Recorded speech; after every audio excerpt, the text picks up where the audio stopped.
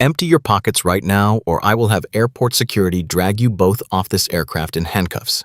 People like you always think you can sneak into first class and snatch what does not belong to you." The shrill, aggressive voice of the head flight attendant shattered the hushed elegance of the luxury cabin. She stood over a terrified 10-year-old black boy in a hostile stance. She pointed a trembling, manicured finger inches from his face. Beside her, a wealthy passenger in a custom suit sneered with absolute malice. He loudly demanded that the boy be subjected to an immediate strip search right there in the aisle. The boy shrank back into his plush leather seat. He defensively clutched his faded canvas backpack against his chest as his eyes widened in pure shock. His mother sat quietly next to him. She did not scream. She did not cry or beg.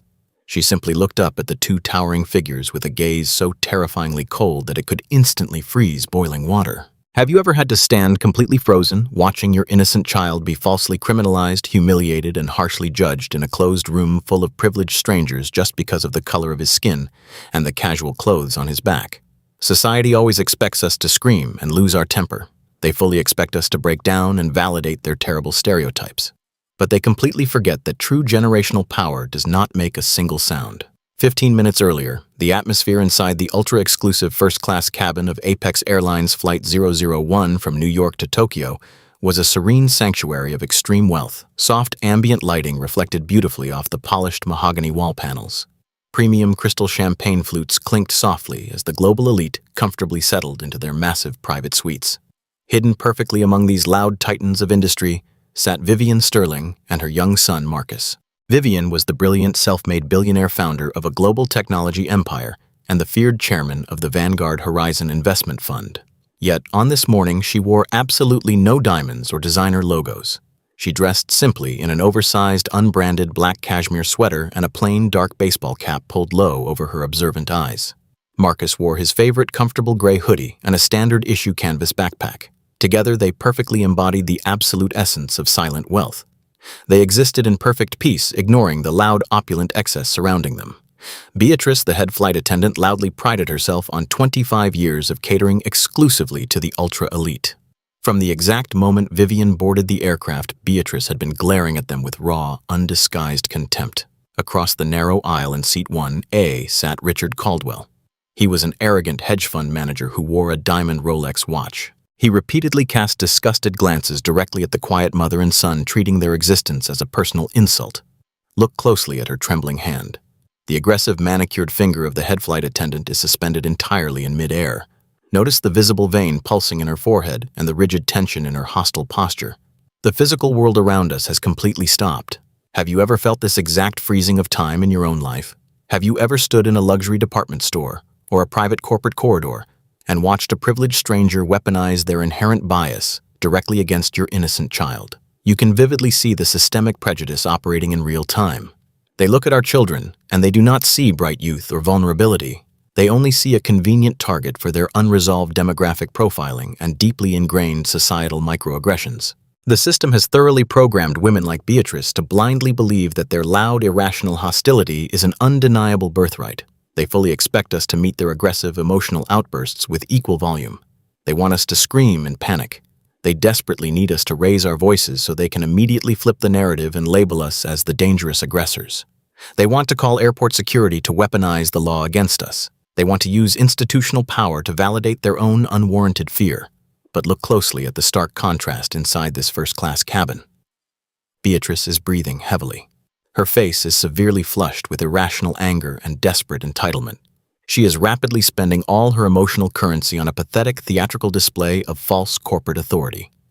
Now look at my posture. I am sitting perfectly still. My breathing is completely regulated. I am gently holding the hand of my son to physically ground him in the absolute certainty of our safety. My quiet demeanor is absolutely not submission. It is tactical restraint. It is a highly calculated and terrifying socioeconomic weapon. We have spent countless generations swallowing our pride to protect our families from a heavily biased world that judges first and asks questions later. We have silently endured the bitter humiliation of being followed, monitored, and constantly questioned in the premium spaces we have rightfully earned. But today, that exhausted dynamic fundamentally shifts forever. I do not need to raise my voice to permanently dismantle her entire career trajectory. I do not need to throw a single physical punch to completely destroy the financial infrastructure that currently employs her. True wealth and absolute ultimate power always operate in the dead quiet. While she is loudly digging her own professional grave, I am silently calculating the precise legal compliance clauses and corporate acquisition maneuvers required to literally buy the ground she stands on. I want you to memorize this exact feeling. The next time an arrogant stranger questions your right to occupy an exclusive space, do not give them the cheap satisfaction of your anger. Keep your posture perfectly straight. Keep your facial expression completely unreadable. Let them drown in the chaotic noise of their own fragile, crumbling ego. Because when the final verdict is delivered and the true hierarchy of institutional power is finally revealed, your weaponized silence will be the absolute only thing they remember right before they lose everything they hold dear. 15 minutes before the catastrophic confrontation, the atmosphere inside the ultra-exclusive first-class cabin of Apex Airlines Flight 001 was a meticulously curated sanctuary of extreme wealth. The heavy reinforced cabin door sealed away the chaotic noise of the crowded commercial terminal, creating an impenetrable fortress in the sky. As the flagship Boeing aircraft prepared for its transcontinental journey from New York to Tokyo, the interior space radiated a suffocating level of corporate opulence. The air itself felt filtered through gold and smelled faintly of expensive Italian leather and bespoke citrus cabin fragrances designed specifically to calm the nerves of stressed billionaires. Every single physical surface was engineered to project absolute exclusivity.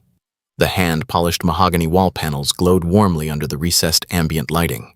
The oversized private passenger suites featured motorized privacy doors, automated window shades, and ergonomic lie-flat seating upholstered in imported full-grain leather.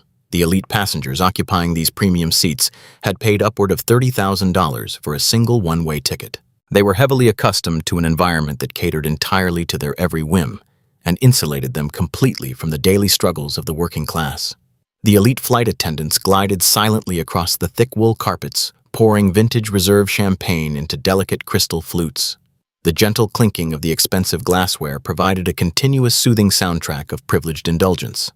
In stark contrast to the elegant physical design of the aircraft, the behavior of the prominent passengers was overwhelmingly loud and desperate for continuous public validation.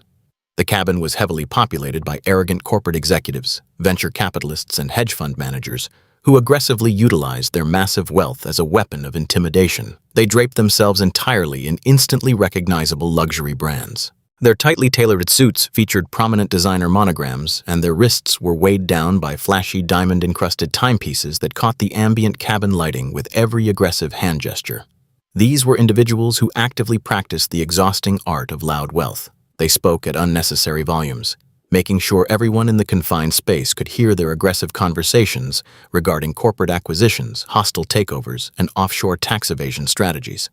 They treated the highly trained cabin crew as personal servants, snapping their fingers to demand instant beverage refills and complaining loudly about minor variations in the cabin temperature. This toxic ecosystem of performative wealth demanded constant attention and constant submission from everyone around them. They desperately needed the world to acknowledge their supreme financial status, and they immediately punished anyone who failed to offer the appropriate level of subservience. Seated quietly in Suite 3, a completely detached from the pretentious corporate theater surrounding her, was Vivian Sterling. Vivian possessed a terrifying level of financial power that could easily liquidate the combined assets of every single loud executive sitting in the cabin. As the sole brilliant founder of a global technology empire and the absolute reigning chairman of the Vanguard Horizon Investment Fund, her personal net worth was entirely staggering. Yet her physical presentation was a flawless masterclass in the psychological warfare of silent wealth. She completely rejected the desperate need for external validation. Vivian wore an oversized black cashmere sweater that possessed absolutely no visible logos or designer insignias. The material was spun from the rarest ultra-fine fibers, providing supreme luxury without screaming for attention. Her dark hair was tucked neatly beneath a plain, unbranded baseball cap, pulled low to obscure her sharp, observant eyes from the intrusive glares of the sycophantic cabin crew. Her dark, tailored trousers and simple slip-on leather loafers completed an ensemble that appeared entirely ordinary to the untrained, arrogant eye. But hidden deliberately beneath the soft cuff of her cashmere sleeve rested an ultra-rare vintage Patek Philippe timepiece. It was a flawless masterpiece of mechanical engineering worth substantially more than the entire personal investment portfolio of the loud men sitting across the aisle. Vivian did not need the world to know she was a billionaire because she already owned the boardrooms where the world was actively run. Her posture was perfectly relaxed, but her spine was absolutely straight, projecting an impenetrable aura of deep internal security. She did not look around the cabin for approval. She did not seek eye contact with the flight attendants. She simply existed in her own unbothered, peaceful orbit, completely immune to the toxic pretension radiating from the surrounding passenger suites. Beside her in Suite 3B sat her 10-year-old son, Marcus. Vivian had meticulously raised him to understand the profound difference between intrinsic personal value and performative societal status. Marcus mirrored his mother perfectly in both his casual attire and his remarkably calm demeanor. He wore a simple faded gray cotton hoodie that he deeply favored for long international flights, and a pair of comfortable unbranded athletic sneakers. Resting quietly on his lap was a standard-issue canvas school backpack that contained his favorite reading materials and a few electronic gaming devices. There were no designer logos plastered across his small chest and no expensive gold jewelry hanging from his young neck. He was a wealthy black child occupying one of the most statistically exclusive spaces in the world, but he carried himself with a peaceful innocence that completely defied the hostile and prejudiced expectations of the society around him. Together, Vivian and Marcus formed a quiet, impenetrable island of absolute dignity amidst a turbulent ocean of fragile white corporate egos. They communicated entirely in soft whispers and gentle smiles, sharing a profound emotional bond that required absolutely no public performance or loud validation. Marcus felt entirely safe under the watchful, fiercely protective presence of his powerful mother. He casually reached into his canvas backpack to retrieve a science fiction novel, completely unaware of the intense, prejudiced scrutiny that was slowly converging upon their row. The extreme visual contrast between Vivian and the loud, wealthy passengers served as an aggressive psychological trigger for the deeply ingrained biases of the cabin crew. Beatrice, the veteran head flight attendant, patrolled the narrow, carpeted aisle with the rigid, absolute authority of a prison warden guarding a gold mine. Beatrice had built her entire personal identity and fragile self-worth around her close physical proximity to extreme wealth. She considered herself the ultimate gatekeeper of the first-class sanctuary, and she took immense personal offense to the presence of anyone who did not fit her narrow, prejudiced definition of luxury. From the exact moment Vivian and Marcus boarded the aircraft, Beatrice had locked her hostile, judgmental gaze onto their relaxed forms. Her heavily mascaraed eyes meticulously scanned their plain clothing, searching desperately for any arbitrary excuse to invalidate their rightful presence. Beatrice simply could not comprehend the sophisticated concept of silent wealth. Her mind was entirely conditioned by decades of systemic racism and rigid classist assumptions. She looked at the brilliant billionaire Vivian and saw only an unworthy imposter who had somehow slipped past the gate agents. She looked at the young, innocent black boy in the gray hoodie and immediately saw a dangerous security threat to her wealthy white clientele. Beatrice tightened her grip on the silver champagne tray, her knuckles turning completely white with irrational burning resentment. She purposefully ignored Vivian when offering the traditional warm lavender towels, and she intentionally skipped their specific row during the initial premium beverage service, attempting to quickly establish a hostile dynamic of passive-aggressive exclusion. Across the narrow aisle, the loud hedge fund manager Richard Caldwell leaned heavily back into his plush leather seat, holding a heavy crystal glass of aged whiskey. His face was visibly flushed with premium alcohol and arrogant self-importance. He continuously cast sidelong, deeply disgusted glances directly at Vivian and Marcus. Richard was a deeply insecure man who believed his massive financial portfolio granted him absolute ownership over all public and private spaces. He loudly complained to Beatrice about the rapidly declining standards of the airline, heavily implying that the corporate carrier was actively allowing the wrong demographic of people into the premium cabin. He deliberately raised his loud voice, complaining that he paid a premium financial rate to avoid sitting next to individuals who looked like they belonged in the crowded economy section near the restrooms. His aggressive words were heavily laced with undeniable racial microaggressions designed specifically to provoke an emotional reaction from Vivian. He desperately wanted her to shrink away in profound shame. He wanted her to aggressively apologize for simply existing in a luxury space he believed was rightfully and exclusively his. But Vivian did not flinch. She did not offer him a single glance of recognition or fear. She simply turned a page in her leather-bound financial journal, her complete and total silence, actively starving his massive, fragile ego of the dramatic reaction it desperately craved. This absolute, unbothered refusal to submit infuriated Richard and significantly emboldened Beatrice, perfectly setting the psychological stage for the catastrophic and highly destructive confrontation that was about to rapidly unfold. The heavy filtered air inside the cabin grew incredibly tense, suffocating under the crushing weight of unstated systemic prejudice and quiet, fierce defiance. The invisible countdown to absolute corporate destruction and severe financial ruin had officially begun. Beatrice patrolled the primary aisle of the flagship cabin with the rigid mechanical precision of a seasoned sentry. Her navy blue uniform was impeccably pressed and adorned with the gold insignia that denoted her senior corporate rank within Apex Airlines. For Beatrice, this narrow strip of premium carpeting was not merely a workspace, but a sacred domain where she acted as the ultimate arbiter of social hierarchy. She possessed a highly calibrated internal radar for old money and corporate power. Yet when her meticulously lined eyes swept over Suite 3A and 3B, that radar forcefully rejected the data it received. She saw a black woman in a plain, unmarked sweater and a young boy wearing a hooded cotton sweatshirt. To her heavily prejudiced mind, they were statistical anomalies that violently disrupted the curated aesthetic of her luxury environment. She did not see a global titan of venture capital. She saw an administrative error in the ticketing manifest. The hostility Beatrice harbored was not openly declared, but rather executed through a series of highly calculated professional microaggressions. During the mandatory pre-flight beverage service, she moved seamlessly among the other passengers, offering warm greetings by their formal surnames and pouring vintage reserve champagne with a practiced, elegant flourish. However, as she approached row 3, her entire physiological demeanor shifted. The warm hospitality instantly evaporated, replaced by a chilling bureaucratic stiffness. She intentionally avoided direct eye contact with Vivian, staring blankly at the overhead luggage compartment instead. When Marcus politely asked for a glass of sparkling water, Beatrice handed him a cheap plastic cup rather than the heavy crystal glassware generously provided to the other premium passengers. She practically dropped the complimentary warm lavender towels onto their tray tables without a single word of welcome and swiftly bypassed their suite entirely during the distribution of the leather-bound culinary menus. It was a deliberate weaponization of customer service designed exclusively to make them feel fundamentally unworthy of the space they legally occupied. Vivian noted every single infraction. She mentally cataloged the discriminatory behavior with the cold analytical precision of an apex predator observing a fatally flawed prey, but she offered absolutely no emotional reaction for Beatrice to feed upon.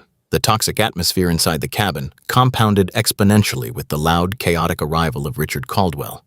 The prominent hedge fund manager practically stormed into the premium cabin, reeking of expensive aged scotch and overwhelming arrogant entitlement. Richard was a man who utilized his massive financial portfolio as a blunt instrument to bludgeon the world into absolute submission. His bespoke Italian suit was tailored aggressively tight, and his wrist was anchored by a massive diamond-encrusted timepiece that he made sure to flash with every exaggerated hand gesture. Before even sitting down, he was loudly barking aggressive commands into his mobile phone, verbally decimating a junior corporate analyst over a minor spreadsheet error. He shoved his premium leather briefcase into the overhead bin with unnecessary physical force, loudly demanding that the junior flight attendants carefully arrange his tailored garments in the first-class coat closet. As he heavily dropped his weight into Suite 1A, his bloodshot eyes began their customary aggressive scan of the surrounding passengers, evaluating their net worth and determining if they were worthy of sharing his exclusive oxygen. The exact moment Richard's gaze locked onto young Marcus, his flushed face contorted into a mask of pure, undisguised disgust. The sight of a black child sitting comfortably in a $30,000 suite wearing a simple hooded sweatshirt deeply offended his fragile, highly insulated worldview. Richard immediately leaned out of his suite and loudly flagged down Beatrice. He did not bother to lower his booming voice, perfectly ensuring that his aggressive words carried clearly across the quiet cabin. He aggressively tapped his heavy gold ring against his mahogany tray table, complaining bitterly about the rapid depreciation of the airline brand equity. He explicitly stated that he paid a premium corporate rate to be entirely insulated from the unwashed masses and strongly suggested that the gate agents were currently allowing anyone with a stolen credit card to bypass the standard security protocols. He repeatedly used the phrase, those people heavily loading the two seemingly simple words with generations of systemic racial prejudice and institutional classism. He loudly questioned the competency of the flight crew for allowing such a glaring demographic disruption to ruin his exclusive travel experience. Beatrice eagerly leaned in to validate his aggressive complaints. She offered him a sympathetic theatrical sigh and a conspiratorial whisper, mutually reinforcing their shared toxic bias. They operated in a closed feedback loop of arrogant white privilege, completely convinced of their inherent societal superiority. They foolishly believed that their loud, performative dominance was a clear, definitive indicator of ultimate power. But across the narrow aisle, Vivian Sterling remained absolutely motionless.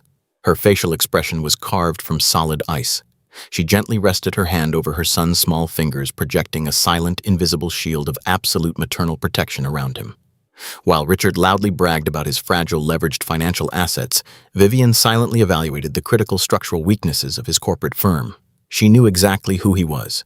She knew the precise crippling vulnerability of his overextended investment portfolio and the desperate capital injections he had recently requested from her subsidiaries. The loud, obnoxious villains were aggressively marching themselves directly toward the edge of a sheer financial cliff, completely unaware that the quiet, unbothered woman they were so desperately trying to humiliate was the very person who owned the absolute authority to push them over. The ambient drone of the flagship Boeing aircraft provided a heavy canvas of white noise across the premium cabin. The massive twin engines generated a powerful but muffled hum that normally lulled the corporate elite into a comfortable state of sensory deprivation. Young Marcus carefully unbuckled his heavy aviation-grade safety belt. He had just finished a small piece of organic chocolate and held the discarded foil wrapper in his small hand. Recognizing the strict behavioral expectations his mother had instilled in him, he did not simply leave the trash on his tray table. He quietly stood up from Suite 3B and walked softly down the thick woven carpet of the primary aisle. His soft athletic sneakers made absolutely no sound as he navigated past the sprawling private suites. He simply walked to the designated galley waste receptacle, deposited the small wrapper, and returned directly to his seat. The entire round trip took less than 30 seconds. He did not look into any other passenger suites. He did not linger. He was a model of perfect, respectful youth, simply existing in a highly exclusive space without making a single disruption. Across the aisle and 2 rows forward, the heavy bifold door of the premium lavatory swung open. Richard Caldwell stepped out into the dimly lit corridor. His massive frame swayed slightly, indicating that the vintage single malt scotch he had consumed in the private airport lounge was actively fighting with the 3 glasses of reserve champagne he had demanded upon boarding. His custom-tailored Italian suit jacket hung unevenly on his wide shoulders, and his silk necktie was loosened in a sloppy display of corporate fatigue. Richard heavily dropped his weight back into the plush leather seating of Suite 1A. He aggressively wiped his flushed face with a warm lavender towel. As his bloodshot eyes tried to focus on his immediate surroundings, his aggressive corporate brain shifted into its default state of paranoid inventory management. He immediately reached for the polished mahogany tray table where he had carelessly abandoned his primary symbol of absolute societal dominance. The tray table was entirely empty. The heavy $85,000 diamond-encrusted platinum Rolex was gone. It was a highly customized commissioned timepiece that Richard utilized specifically to intimidate junior financial analysts and establish unquestionable dominance during aggressive corporate mergers. For a fleeting second, his alcohol-soaked brain refused to process the missing luxury asset. He clumsily swept his large, heavy hands across the smooth wooden surface, knocking over an empty crystal champagne flute. The delicate premium glass tipped and rolled, hitting the reinforced suite divider with a sharp, hollow thud. Richard frantically patted down the deep pockets of his tailored trousers and blindly reached into the premium leather seat crevices. The watch was missing. His ultimate talisman of arrogant superiority had vanished from his immediate possession. The sudden catastrophic loss of his most expensive physical asset instantly triggered a violent physiological reaction. His flushed face drained of all color before rapidly flooding with an ugly dark crimson rage. The fragile piece of the luxury sanctuary was violently shattered. Richard Caldwell did not quietly press the overhead call button to discreetly inform the flight crew of a misplaced personal item. He did not engage in any logical deduction regarding his own clumsy, drunken behavior or the possibility that the heavy watch had simply slipped off the polished mahogany surface. Instead, he chose total, absolute disruption. He forcefully kicked his tray table and launched himself completely out of his luxury suite. He stood in the middle of the narrow aisle and bellowed at the absolute top of his lungs. His loud, aggressive voice echoed terribly against the acoustic paneling of the aircraft interior, completely destroying the carefully curated atmosphere of elite tranquility. He loudly announced to the entire cabin that his custom platinum timepiece had been stolen. He aggressively demanded that no one move a single muscle and declared that the flagship aircraft was now an active crime scene under his direct jurisdiction. The sudden chaotic volume of his massive outburst caused several sleeping executives to jolt awake in sheer panic. The sophisticated corporate theater of the first-class cabin immediately dissolved into ugly primal panic. Wealthy passengers who were previously sipping premium spirits and quietly reviewing quarterly financial reports now leaned out of their private suites with wide, fearful eyes. The highly controlled aristocratic environment was now contaminated by the very chaos they paid $30,000 to avoid. Richard stood aggressively in the center of the aisle, heavily breathing like a cornered apex predator. He aggressively pointed his thick finger at the junior flight attendants who were rushing forward from the front galley. He loudly commanded them to lock the heavy reinforced cockpit doors and immediately contact federal aviation authorities. His behavior was a grotesque display of unchecked corporate entitlement. He genuinely believed that his personal financial loss granted him supreme ultimate authority over the entire commercial flight schedule and the individual civil liberties of every single passenger on board. As the chaotic reality of the missing assets settled into his aggressive mind, Richard did not conduct a rational professional assessment of the situation. He did not consider the highly probable reality that his heavy watch had simply fallen deeply into the thick carpet under his own massive leather seat. His heavily prejudiced mind required an immediate external target to blame. His deeply ingrained systemic bias rapidly calculated a deeply flawed and heavily racist equation. He aggressively scanned the exclusive cabin, looking exclusively for a demographic anomaly. His bloodshot eyes quickly bypassed the white technology billionaire sitting directly behind him. He completely ignored the two white corporate defense lawyers drinking heavily in row 2. His hostile gaze locked onto the absolute only anomaly in his rigidly segregated worldview. He stared directly at the 10-year-old black boy wearing a simple gray cotton sweatshirt sitting quietly in Suite 3B. Richard suddenly remembered seeing the young boy walk down the aisle while he was inside the lavatory. In his toxic, irrational mind, that completely innocent trip to the waste receptacle was immediately criminalized. He did not see a polite child throwing away a simple chocolate wrapper. He saw a highly calculated, targeted theft executed by a demographic he inherently despised. Richard violently shoved past a terrified junior flight attendant and marched aggressively down the narrow aisle, stopping directly next to row 3. He towered over the small boy, his massive physical frame completely blocking the ambient cabin light. He loudly accused Marcus of waiting until he went to the restroom to sneak forward and snatch the $85,000 corporate asset. He aggressively demanded that the young boy empty his pockets immediately. The racial profiling was absolute and completely undeniable.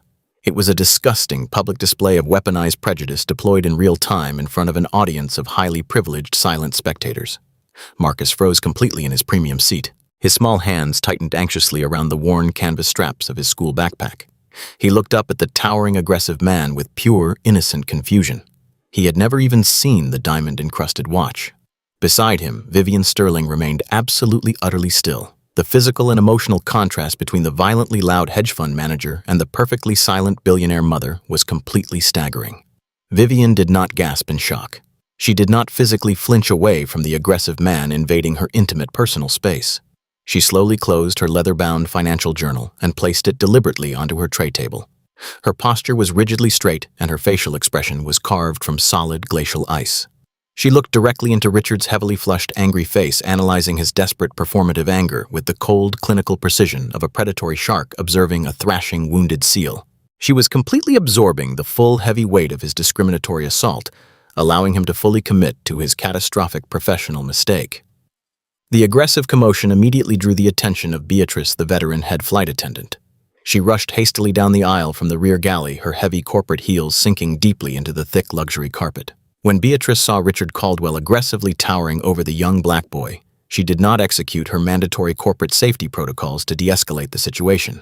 She did not physically step between the aggressive adult male and the highly vulnerable 10-year-old child. Instead, her own deeply ingrained systemic prejudice eagerly aligned with the hostile hedge fund manager. Beatrice practically shoulder-checked a junior crew member out of her way to stand shoulder to shoulder with Richard. She immediately adopted his aggressive, hostile posture, leaning forward to intimidate the child. She looked down at Marcus with raw, undisguised contempt, completely validating Richard's insane, baseless accusation without conducting a single preliminary investigation. The absolute worst elements of entitled corporate wealth and discriminatory hospitality management had officially combined forces against a single quiet black mother and her innocent son. The dangerous legal trap was fully set, and the loud, aggressive villains were actively begging to be utterly destroyed by the silent power sitting right in front of them. Beatrice positioned herself squarely in front of Suite 3B. She intentionally blocked the narrow aisle with her body, creating a physical barricade that trapped the young boy in his premium leather seat. She did not address Vivian Sterling. She completely ignored the adult mother sitting right next to the child, deliberately stripping Vivian of her parental authority. This was a classic psychological tactic of systemic oppression. By isolating the 10-year-old black boy, Beatrice sought to manufacture a highly intimidating interrogation environment where her false corporate authority could easily dominate a highly vulnerable target. She stood tall in her perfectly pressed navy blue uniform, completely intoxicated by the immense power she believed she held over the quiet family. Richard Caldwell loomed aggressively over her right shoulder, His heavy, erratic breathing filled the quiet cabin with the pungent odor of vintage single-malt scotch and irrational panic. He aggressively tapped his thick, heavy finger against the mahogany privacy divider, demanding immediate asset recovery.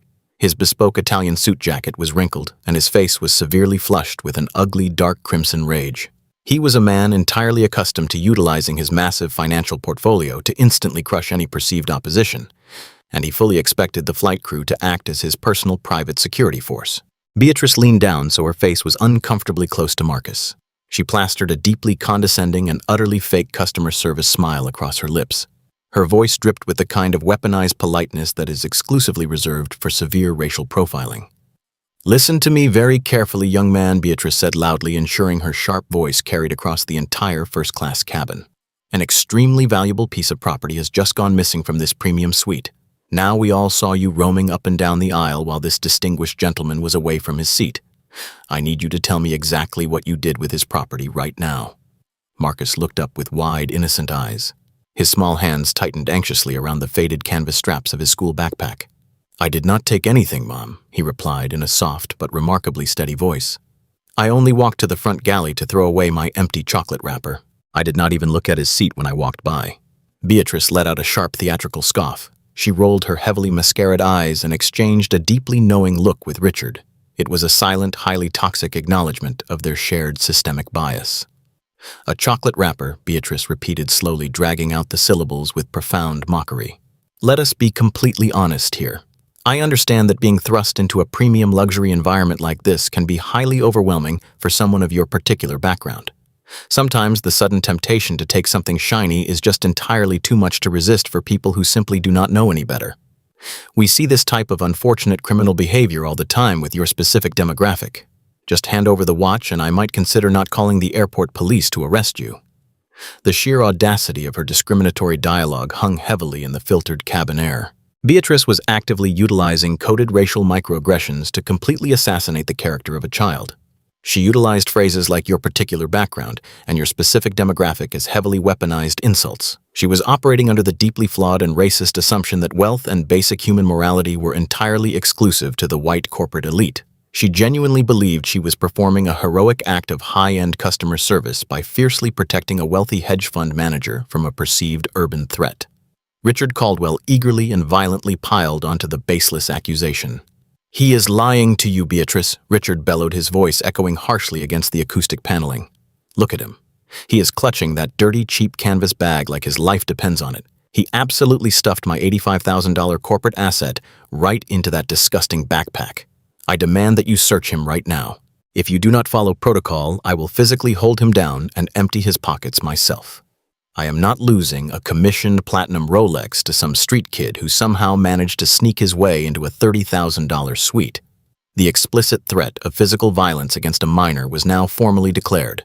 The situation had officially crossed the catastrophic threshold from passive-aggressive harassment into severe legal jeopardy and potential criminal assault.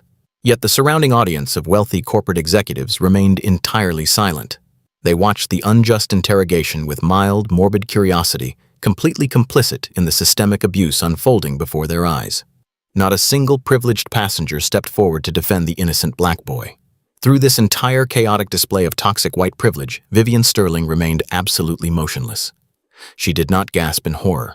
She did not frantically raise her voice to desperately defend her son's honor. She did not engage in a loud, undignified screaming match with the aggressive flight attendant or the intoxicated hedge fund manager. Vivian understood a profound fundamental truth about institutional power. When you hold the ultimate undisputed authority, you never ever need to shout. Her silence was not a symptom of fear or submission. It was a highly calibrated tactical weapon designed to let the aggressors completely destroy themselves. Vivian slowly and methodically turned her head to face Beatrice. Her dark eyes were completely devoid of warmth, fear, or anxiety. They were the cold, calculating eyes of an apex corporate predator actively watching a foolish prey wander blindly into a lethal financial trap. She gently reached out and placed her perfectly manicured hand over Marcus's trembling fingers. Her physical touch was an impenetrable fortress of maternal protection, instantly grounding her son in the absolute certainty of their supreme safety. She did not say a single word. She simply allowed Beatrice to continue digging a massive, inescapable professional grave. Emboldened by Vivian's silence, Beatrice falsely assumed she had successfully intimidated the black mother into absolute submission. She took a step closer, completely invading the intimate personal space of the luxury suite. She aggressively reached her manicured hand toward the canvas backpack resting securely on Marcus's lap. "I am going to need you to hand over that bag immediately," Beatrice commanded with a sharp authoritarian bark. Under federal aviation regulations and Apex Airlines' internal security protocols, I possess the absolute administrative authority to confiscate and comprehensively search any personal luggage if I suspect a severe security violation or an act of grand larceny on board my aircraft. You have exactly 10 seconds to comply before I signal the flight deck to completely lock down this aircraft and dispatch armed federal marshals directly to this specific row. Beatrice was blatantly fabricating legal statutes and manipulating corporate security protocols to justify her aggressive racial profiling. She was actively weaponizing the institutional power of the commercial airline against a completely innocent passenger. She stood tall with her chest puffed out, completely intoxicated by her own manufactured authority. She firmly believed she was the undisputed queen of the premium cabin, actively dispensing harsh justice against an unworthy intruder who dared to infiltrate her exclusive domain. The ambient temperature inside the premium cabin suddenly felt suffocatingly hot. The soft golden lighting that previously illuminated the mahogany panels now seemed to cast harsh, ugly shadows across the flushed, angry faces of the two aggressors. Richard Caldwell was practically vibrating with toxic adrenaline. He aggressively slammed his thick, heavy palm against the top of the suite privacy divider, causing the entire structural partition to violently shudder. "Empty your pockets right now," Richard bellowed, his voice cracking under the intense strain of his own irrational fury. "I know exactly how your kind operates. You wait until decent, hardworking people look away and then you strike. You are nothing but a common criminal masquerading as a first-class passenger." Beatrice nodded vigorously in rapid agreement, her rigid posture reinforcing his aggressive, racist narrative. She completely abandoned all professional customer service standards and fully embraced her role as a hostile corporate enforcer. "You heard the distinguished gentleman," Beatrice sneered, pointing her trembling finger directly at Marcus's small chest. "We have extremely strict zero-tolerance policies for this exact type of situation. We absolutely do not tolerate theft in this highly exclusive cabin. If you refuse to cooperate with my direct orders, I will personally ensure that you are placed on the permanent federal no-fly list. You will never set foot on another commercial aircraft for the rest of your miserable life. Hand over the stolen asset immediately." The sheer weight of the unwarranted authority pressing down on the 10-year-old boy was completely staggering.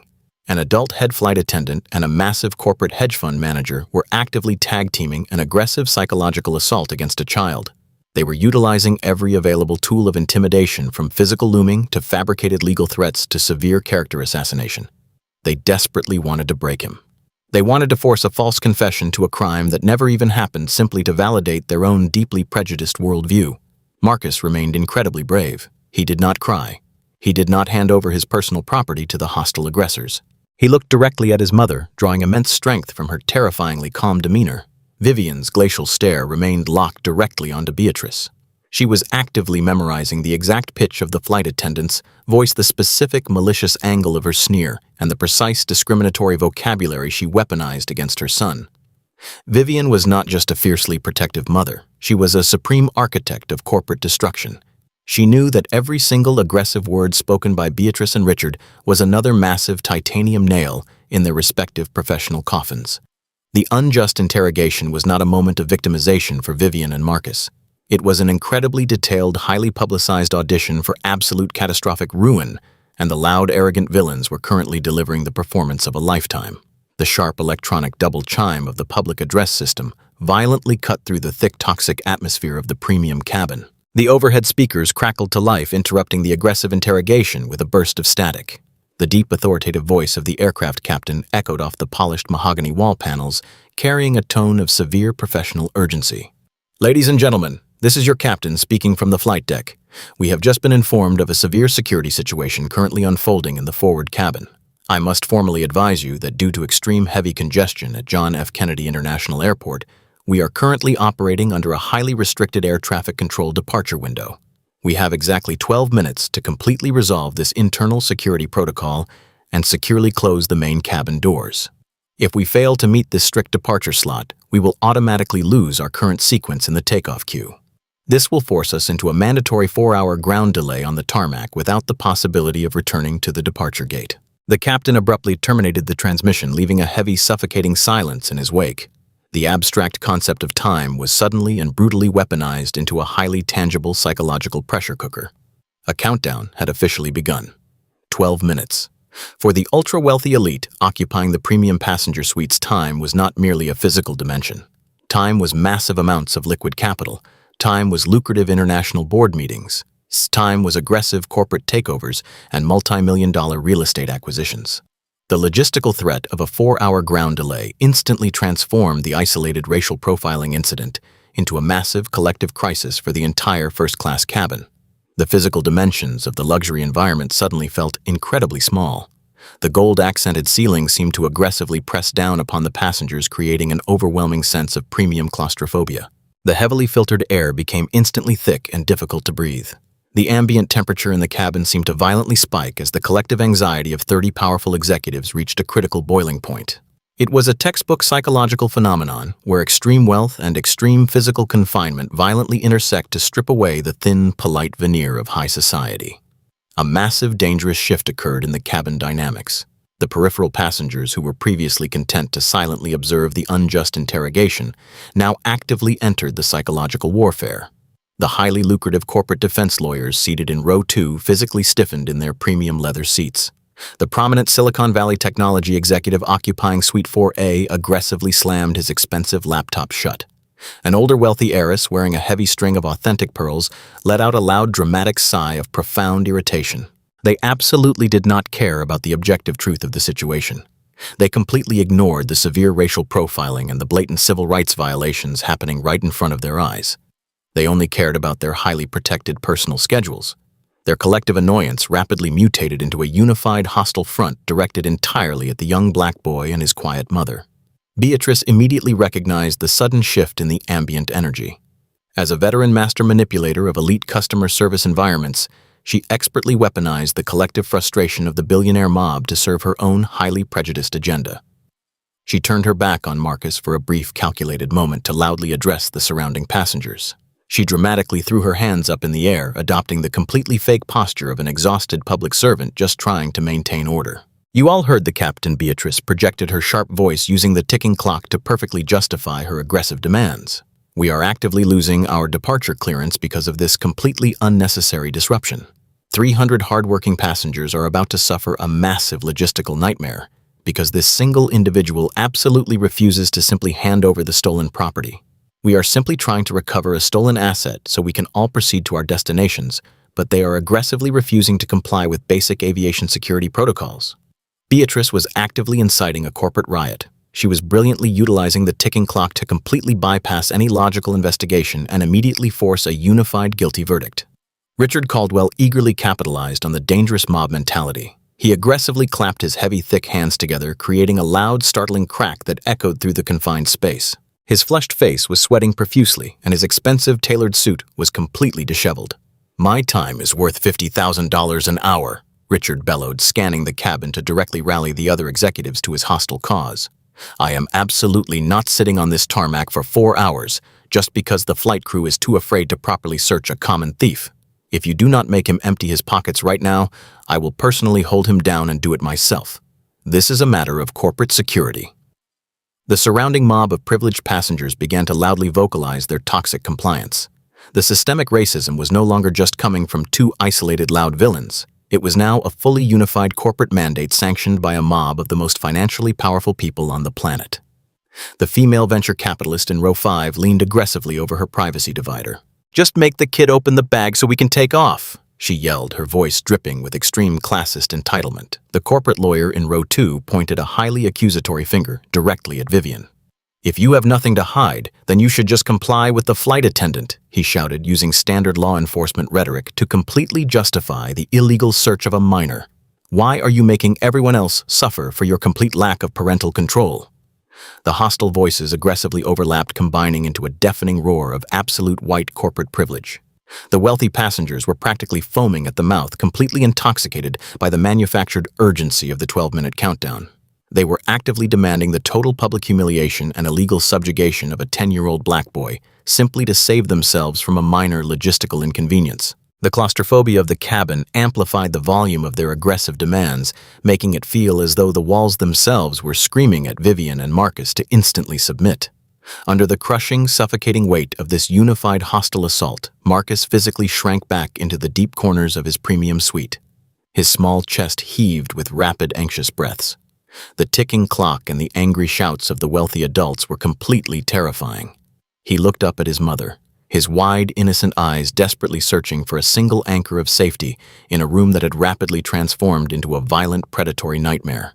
Vivian Sterling provided that anchor with absolute, terrifying perfection.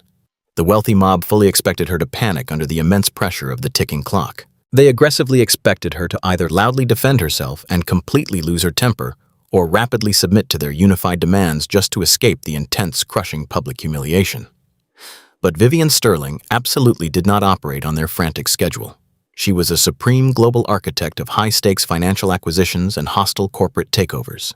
She was completely immune to the artificial pressure of their pathetic 12-minute aviation countdown. Vivian viewed their frantic, disorganized panic with profound clinical detachment. She did not rapidly look around the cabin to gauge the anger of the crowd. She did not break out into a nervous sweat. She absolutely did not compromise her rigid aristocratic posture. Her complete, unbothered silence in the face of 30 angry, shouting billionaires was an absolute masterclass in psychological dominance. She was actively letting them fully expose their complete lack of basic human morality. She was quietly recording every single aggressive face in the luxury cabin, meticulously matching their loud complaints with the massive corporate profiles she held in her private global intelligence database. She recognized the venture capitalist who was desperately seeking a massive Series B funding round from her primary investment portfolio. She recognized the corporate defense lawyer whose entire law firm was deeply dependent on the massive retainer fees paid by her technology empire. The surrounding passengers firmly believed they were the powerful predators actively cornering a weak, vulnerable prey. They were completely and utterly blind to the catastrophic reality that they were loudly screaming directly at the absolute apex predator of their entire financial ecosystem. Vivian slowly turned her head back to Richard and Beatrice. The 12-minute countdown continued to aggressively drain away second by agonizing second. The tension in the luxury cabin was incredibly taut, like a heavy steel suspension cable ready to violently snap and sever everything in its immediate path. The flight attendant and the hedge fund manager stood tall and proud, incredibly confident that they had decisively won the psychological war. They possessed the loud support of the wealthy mob and the absolute leverage of the ticking clock. But as Vivian looked directly into their flushed, angry faces, she offered them a chilling, empty smile. They firmly believed that she was trapped in the enclosed aircraft cabin. With them, they were entirely oblivious to the devastating fact that they were hopelessly trapped in this luxury steel tube with her, and the true execution of absolute corporate power was only just beginning. The suffocating environment of the first-class cabin was currently operating under the antiquated and deeply flawed assumption that massive corporate wealth provided absolute impenetrable privacy. Richard Caldwell and Beatrice firmly believed their aggressive racial profiling was safely contained within the reinforced aluminum walls of the flagship Boeing aircraft. They heavily relied on the traditional power dynamic where the wealthy elite entirely controlled the narrative and the marginalized were violently forced into silent compliance. They assumed that their highly toxic performance would never leave the premium cabin, and that their blatant civil rights violations would simply be swept under the thick-woven carpet by a highly complicit airline management team. But they completely failed to account for the catastrophic disruption of decentralized digital media and the absolute ruthless efficiency of the modern global internet. Seated quietly in Suite 4B, just inches behind the escalating physical confrontation, was a young man named Julian. He was a 22-year-old digital marketing executive and a highly influential social media content creator. Julian belonged to a specific generation that possessed absolutely zero tolerance for systemic abuse, institutional racism, and the weaponized entitlement of wealthy corporate executives.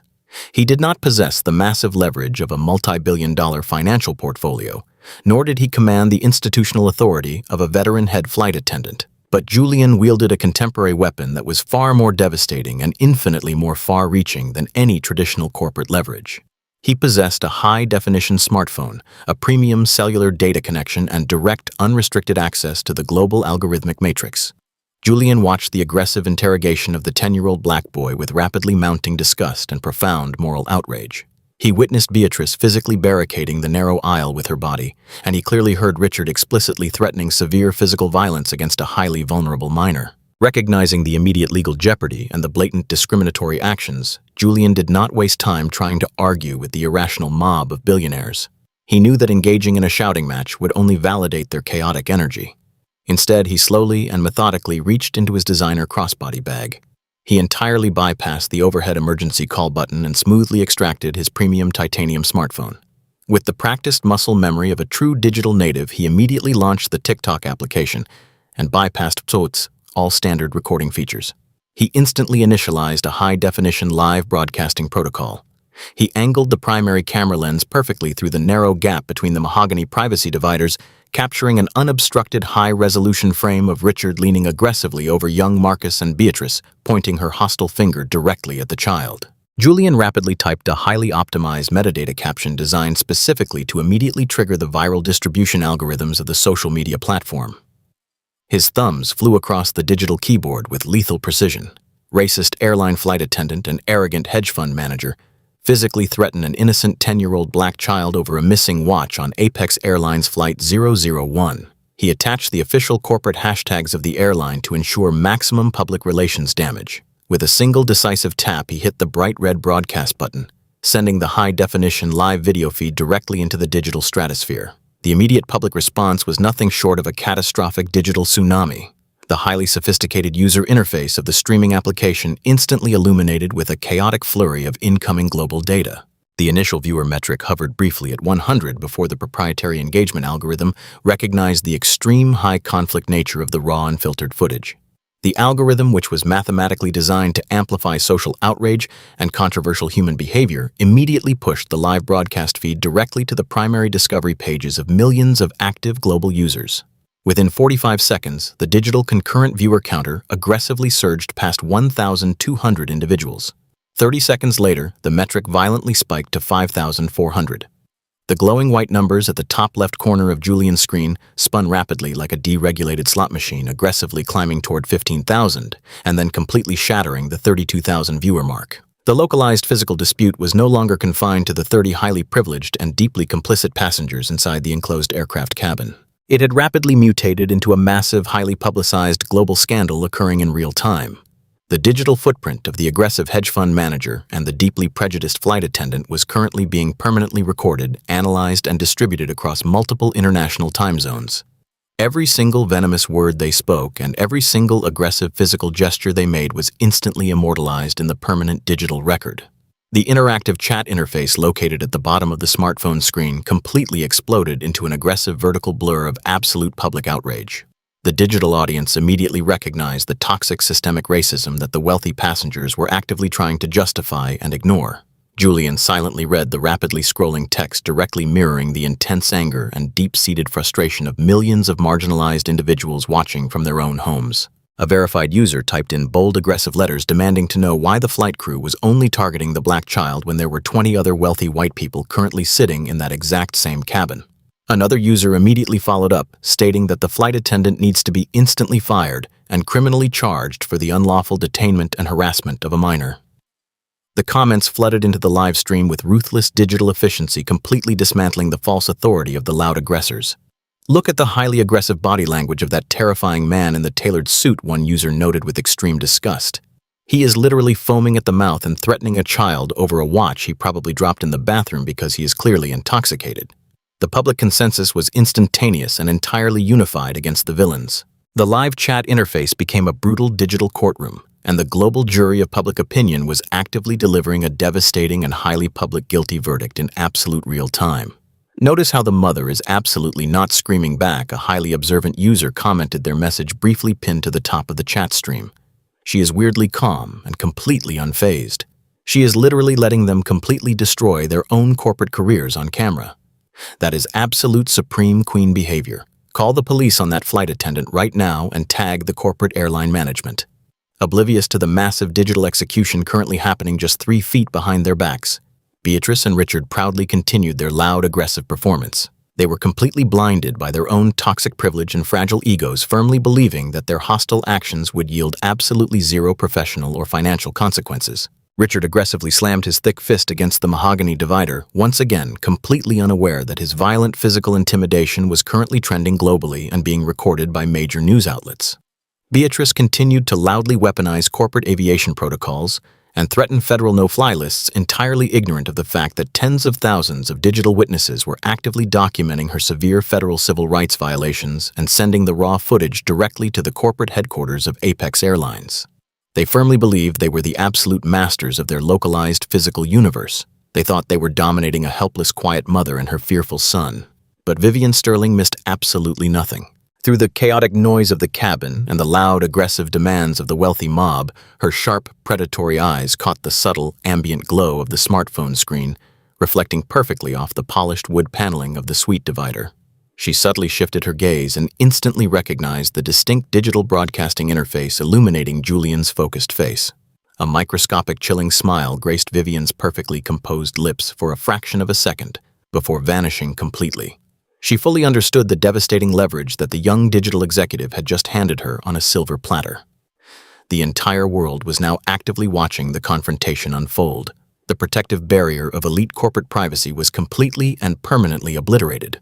Vivian did not need to raise her voice. She did not need to frantically argue her case or desperately defend her fundamental human dignity because the global internet was currently doing all the aggressive shouting and advocating for her. The live stream perfectly complemented her highly strategic silent wealth persona. She simply maintained her rigid aristocratic posture, gently holding her son's hand, and allowed the arrogant, loud villains to confidently march themselves directly into absolute permanent digital and financial ruin, while the entire world eagerly watched their spectacular downfall. The 12-minute departure window was rapidly collapsing into single digits. The psychological warfare inside the first-class cabin had reached a critical terminal velocity. Beatrice stood at the absolute edge of Suite 3B, entirely consumed by her own manufactured authority and the toxic validation of the wealthy passengers surrounding her. She had exhausted her entire arsenal of verbal microaggressions. Her heavily veiled racist insults and her aggressive aviation compliance threats had completely failed to produce the desired submission. Vivian Sterling had not flinched. The Black Mother remained a terrifying monument of absolute composure, actively starving the veteran flight attendant of the chaotic emotional reaction she desperately required to justify her discriminatory profiling. This impenetrable silence deeply fractured Beatrice's fragile professional ego. She could feel the impatient eyes of the corporate elite burning into her back, demanding immediate resolution. She was rapidly losing control of her highly exclusive domain. Richard Caldwell aggressively exacerbated the highly volatile situation. He slammed his heavy fist against the mahogany partition for the third time, demanding immediate asset recovery. He loudly declared that the 10-year-old boy was actively mocking their authority by refusing to voluntarily surrender the canvas backpack. This aggressive corporate mandate provided Beatrice with the exact toxic permission she needed to completely abandon standard operating procedures. She abandoned the strict physical boundaries dictated by federal aviation hospitality protocols. In her severely prejudiced mind, she was no longer a civilian flight attendant serving a paying customer. She had aggressively elevated herself to the role of a frontline corporate enforcer, actively subduing a hostile urban threat. She took a deep, jagged breath, pulling her shoulders back and tightly clenching her jaw. Her heavy gold company name tag violently swung from her navy blue lapel as she threw her entire upper body weight forward into the suite. Her eyes were wide with irrational desperation, completely fixated on the faded straps of the canvas school backpack resting securely on Marcus's lap. Marcus reacted with pure visceral terror. The highly aggressive physical invasion triggered an immediate survival instinct. He gasped sharply, deeply inhaling the heavily filtered cabin air and violently threw his small arms over his personal belongings. He pressed his back entirely flat against the premium leather seating, attempting to physically merge with the aircraft fuselage to escape the hostile assault. The collective atmosphere of the luxury cabin instantly vacuumed out. The loud, demanding voices of the wealthy executives abruptly died in their throats.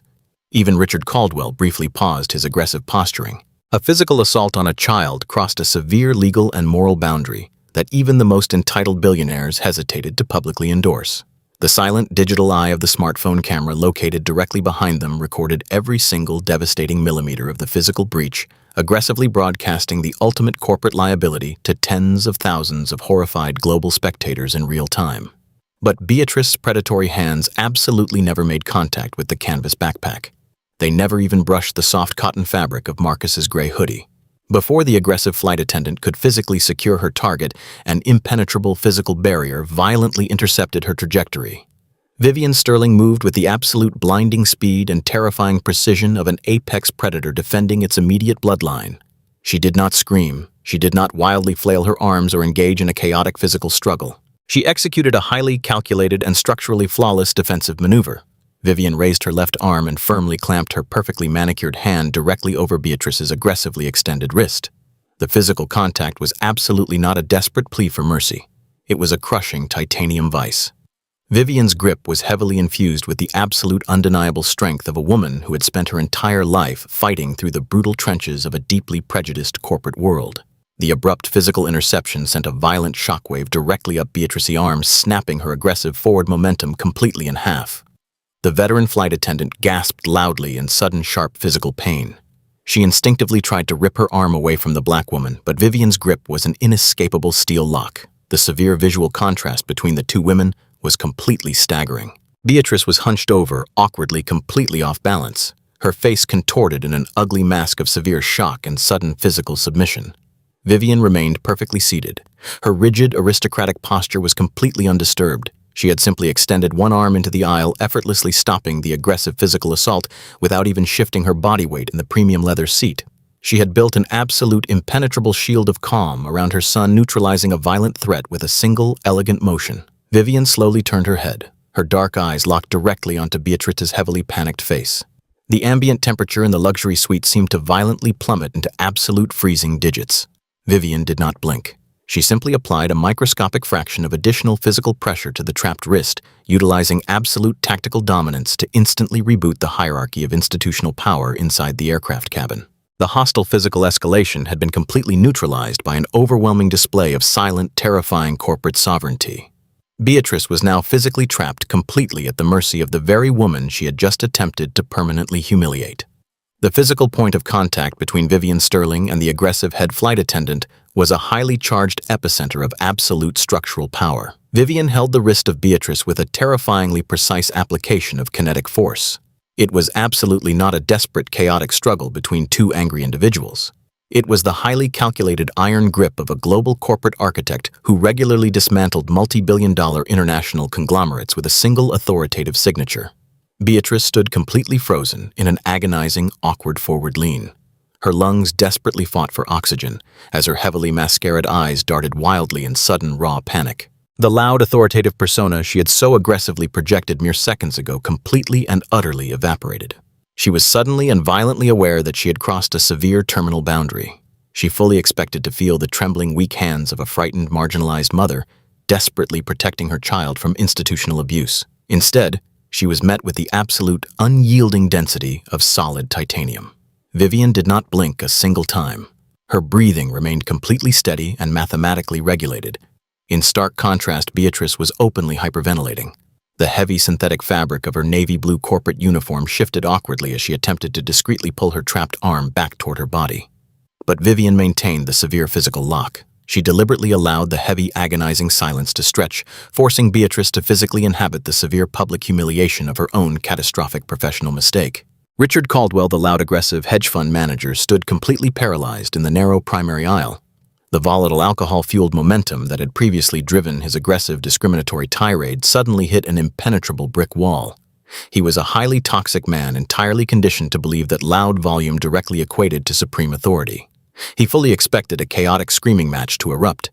He eagerly anticipated a loud emotional breakdown that he could easily weaponize to firmly justify his severe racial profiling. But the profound, terrifying silence radiating from Suite 3B actively suffocated his aggressive strategy.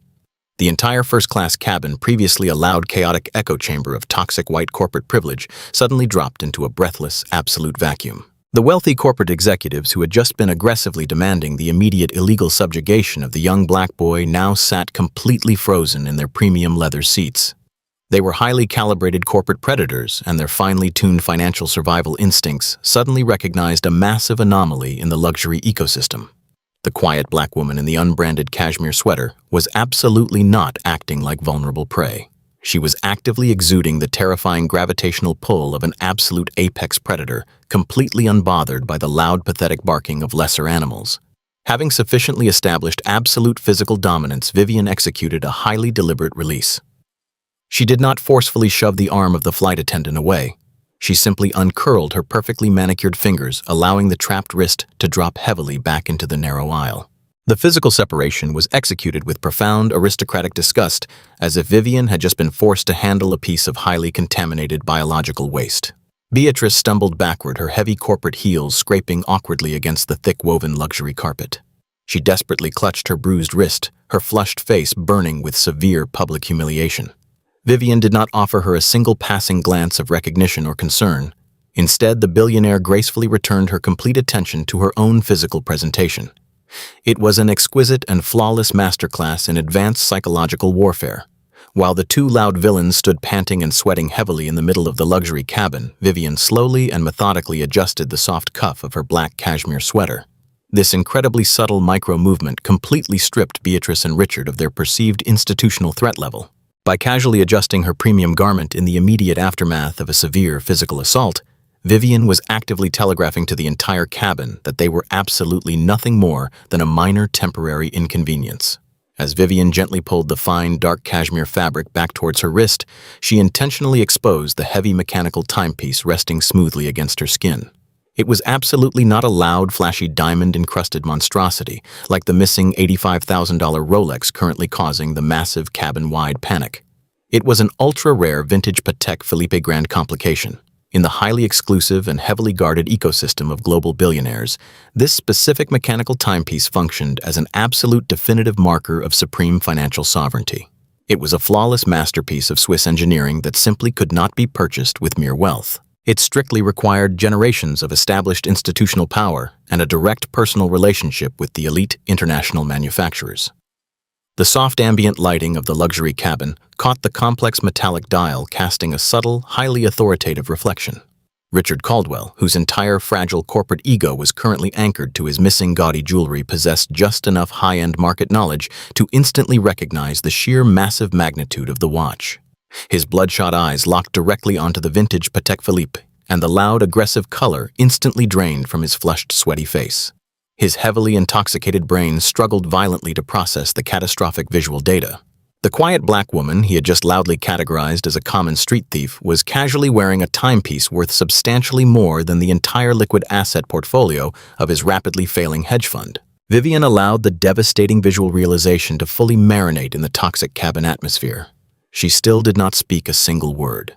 She actively let the heavy, crushing silence completely destroy the remaining fragile fragments of Richard's false authority. Young Marcus sat perfectly still beside his mother, rapidly absorbing this profound real-time lesson in absolute power. He realized that true strength did not require loud shouting or aggressive physical posturing. With the exact same slow, deliberate grace, Vivian reached deeply into the tailored pocket of her dark trousers. She did not retrieve her device with any frantic urgency. She moved with the supreme, unhurried confidence of a sovereign monarch preparing to sign a royal decree of total corporate execution. She extracted a sleek, matte black titanium smartphone. It possessed absolutely no protective case and zero recognizable commercial brand markings. It was a heavily encrypted proprietary communication device engineered specifically for high-level corporate defense and massive global capital distribution. She held the heavy device comfortably in her left hand, her thumb resting lightly over the advanced biometric security sensor. The digital screen instantly unlocked, illuminating her sharp, perfectly composed facial features with a cool blue corporate glow. The live broadcast happening just 3 feet behind her was actively capturing every single elegant micro-movement, projecting her terrifyingly calm demeanor directly to millions of horrified and deeply captivated global spectators. Vivian tapped the secure messaging application, completely ignoring the heavy, erratic breathing of the veteran flight attendant standing right beside her. Beatrice opened her mouth to speak desperately, trying to regain control of the highly volatile situation. But the sheer psychological weight of Vivian's focused silence forcefully pushed the weak words right back down her throat. Vivian completely bypassed her standard executive assistants and her elite legal defense teams. She opened a direct, highly encrypted communication channel to David Kensington, the highly visible and heavily compensated chief executive officer of Apex Airlines. She absolutely did not draft a long, emotional paragraph complaining about the severe discriminatory treatment she and her son were currently enduring. Absolute institutional power requires absolute brevity. Her thumbs moved across the digital keyboard with lethal, microscopic precision. Each silent tap on the illuminated glass screen was the digital equivalent of racking a heavy titanium round into the chamber of a high-powered corporate sniper rifle. Her message was incredibly brief and absolutely catastrophic in its operational scope. It read exactly as follows: Flight 001, first-class cabin. Immediate severe breach of civil rights and shareholder morality clause. Get down here now, or I liquidate the entire executive board by morning. Vivian. The digital text message was a highly weaponized financial kill switch designed exclusively to completely bypass the standard operational chain of command and instantly detonate the highest levels of corporate leadership. She did not ask for administrative assistance. She issued a supreme sovereign mandate. With a single soft, deliberate tap, she hit the red send icon. The heavily encrypted data packet, silently launched from the titanium device, instantly traversing the complex global cellular networks and landing directly onto the personal device of the airline executive currently sitting in the private VIP departure lounge, just a few hundred yards away from the boarding gate. Having successfully deployed the ultimate financial weapon, Vivian slowly lowered the heavy titanium device. She gently placed the matte black smartphone directly onto the polished mahogany tray table, right next to her leather-bound financial journal. She casually crossed her legs, leaning comfortably back into the plush ergonomic seating of her premium luxury suite. The terrifying psychological contrast between the protagonist and the antagonists was now completely and permanently finalized. Richard and Beatrice were both physically exhausted, completely out of breath, and mentally spiraling into severe defensive panic. They had aggressively fired all of their loud, toxic ammunition and achieved absolutely zero submission. They were now completely exposed, standing awkwardly in the middle of a highly hostile public arena, completely stripped of their manufactured authority. Vivian Sterling had absolutely not raised her voice a single decibel. She had not broken a single bead of sweat. She had merely adjusted her luxurious cashmere sleeve and typed a 30-word digital sentence. Yet the massive, invisible corporate architecture of the entire commercial airline was now actively collapsing directly on top of the arrogant aggressors. The legal and financial trap was absolutely locked. The 12-minute countdown to total corporate annihilation was completely irreversible. And now, having perfectly engineered their absolute guaranteed destruction, Vivian finally prepared to break her devastating silence and verbally deliver the heavy killing blow. The heavy, oppressive silence that had completely saturated the first-class cabin was finally broken. Vivian Sterling did not raise her voice. She did not need to shout over the ambient hum of the aircraft engines or the residual panicked breathing of the two aggressors standing awkwardly in the narrow aisle. When she finally spoke, her voice was a flawless instrument of absolute corporate destruction.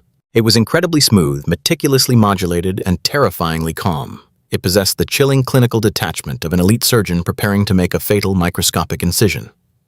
Actually, Beatrice Vivian began her tone dripping with a terrifying weaponized politeness that instantly paralyzed every single wealthy passenger within earshot. Before you make another catastrophic attempt to physically touch my son or illegally confiscate his personal property, I strongly suggest you conduct a rapid, comprehensive review of federal aviation regulations and the severe legal liabilities you are currently incurring on behalf of your corporate employer. Beatrice physically recoiled as if she had been violently struck by an invisible physical force. She opened her mouth to aggressively defend her manufactured authority, but Vivian smoothly and ruthlessly cut her off, completely dominating the auditory space of the premium cabin without raising her decibel level a single fraction. You just formally announced a Level 2 security breach and attempted an unauthorized physical search of a 10-year-old black child entirely based on the baseless, racially motivated accusation of an intoxicated passenger. Vivian continued, her voice slicing through the filtered cabin air like a freshly sharpened titanium scalpel. By aggressively targeting my son while completely ignoring the white passengers occupying this exact same physical zone, you have committed a blatant, verifiable violation of Title VI of the Civil Rights Act of 1964. You are actively engaging in severe racial profiling within a public accommodation that operates under strict federal oversight. Furthermore, your explicit threat to place a highly vulnerable minor on a permanent federal no-fly list without a single shred of empirical evidence constitutes a severe abuse of institutional authority that will absolutely trigger an immediate, exhaustive investigation by the Federal Aviation Administration Civil Rights Division. Vivian slowly shifted her piercing dark eyes away from the trembling veteran flight attendant and locked her lethal, unblinking gaze directly onto Richard Caldwell. The loud, aggressive hedge fund manager visibly swallowed hard, his heavy, diamond-encrusted wrist twitching nervously against his tailored trousers. As for you, Mr. Caldwell, Vivian stated, her voice dropping an octave into a register of pure, absolute corporate menace. You stood in the middle of a highly populated commercial aircraft and loudly accused a minor of grand larceny. You explicitly stated that he stole a commissioned platinum asset valued at $85,000. You made these aggressive, defamatory declarations forcefully and publicly in front of 30 highly credible witnesses and an actively recording digital audience. Vivian paused for a microscopic fraction of a second, allowing the massive legal weight of her perfectly chosen words to completely crush the remaining oxygen out of his lungs. In the strict legal jurisdiction of the state of New York and under standard federal civil tort law, falsely accusing a private citizen of a severe criminal offense in a public setting constitutes defamation, per se. Vivian recited the complex legal terminology with the flawless, absolute precision of a Supreme Court justice delivering a final, inescapable ruling. Because my son is a minor, the resulting civil damages are instantly multiplied by a massive exponential statutory factor. You have not simply insulted a child, you have actively generated a massive catastrophic financial liability. If I decide to formally pursue this severe legal infraction, I will completely bypass your pathetic personal bank accounts.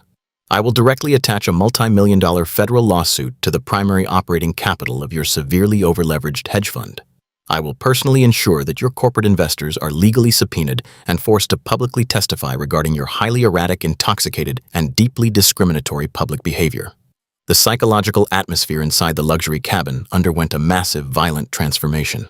The loud, aggressive mob of wealthy corporate executives who had just been actively demanding the immediate illegal subjugation of the black child suddenly went entirely silent. They were highly sophisticated financial predators, and they immediately recognized the unmistakable sound of a much larger apex predator formally entering their isolated ecosystem.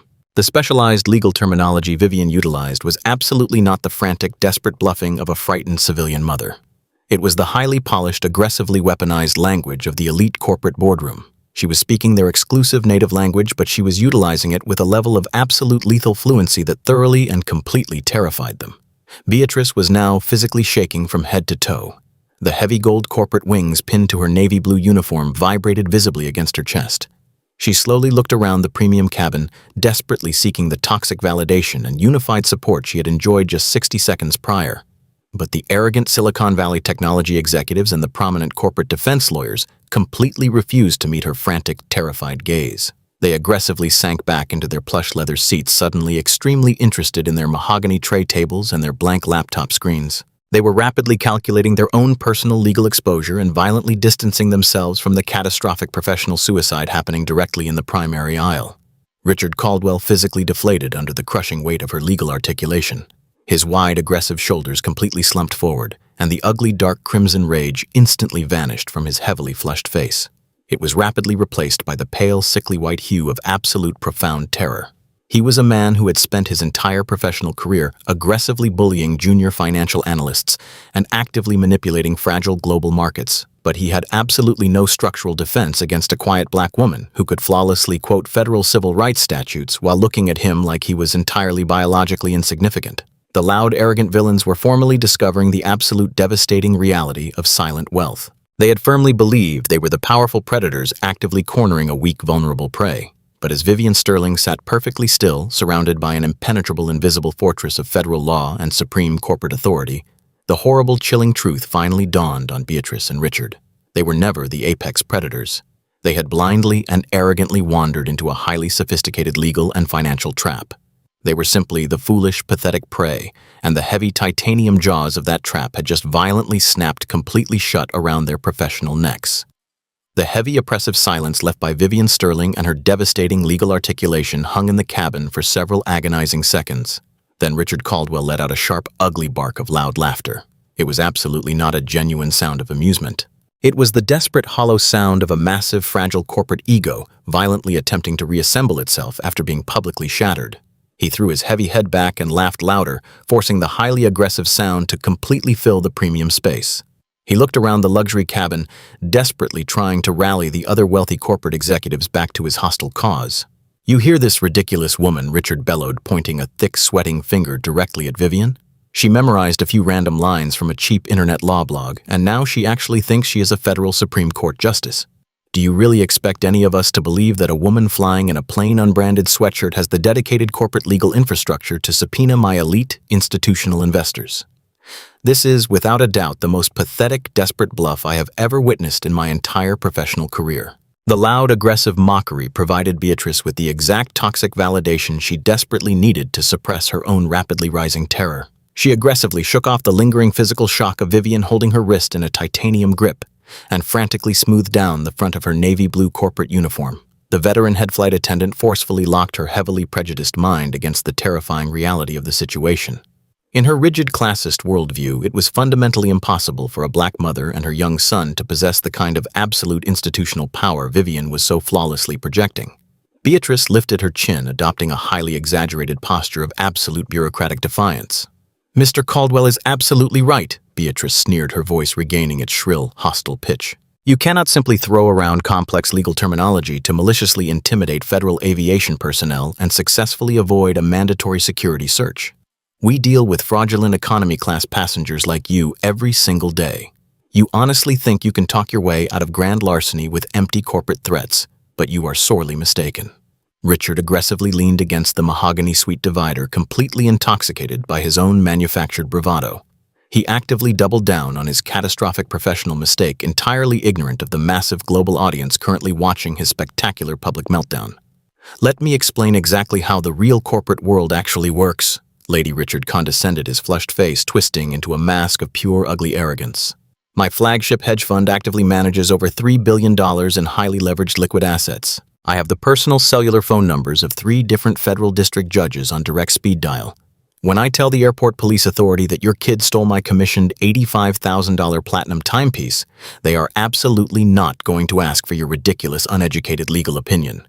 They are going to forcefully drag you both off this flagship aircraft in heavy metal handcuffs and throw you directly into a high-security holding cell. You are actively playing a high-stakes corporate game that your specific demographic absolutely cannot afford to lose." The sheer audacity of his explicit racial and classist microaggressions only fueled the catastrophic fire. Beatrice eagerly capitalized on the aggressive momentum, completely abandoning any remaining shred of professional hospitality. She reached aggressively for the heavy plastic intercom handset mounted directly on the forward galley bulkhead. She did not hesitate for a single microscopic second. She completely bypassed all standard corporate de-escalation protocols and aggressively mashed the red emergency button that connected directly to the secure flight deck.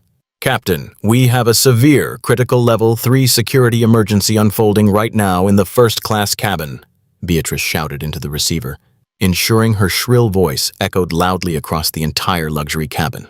"The suspects in question are actively refusing to comply with federal search mandates and are now issuing severe physical and legal threats against the flight crew and our premium VIP passengers.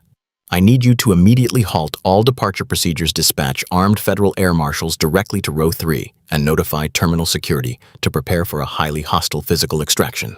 Beatrice slammed the heavy plastic intercom receiver back into its mounting cradle with a loud, aggressive crack that violently punctuated her absolute defiance. She turned back to Vivian with a triumphant, malicious smile, firmly believing she had successfully executed the ultimate institutional checkmate.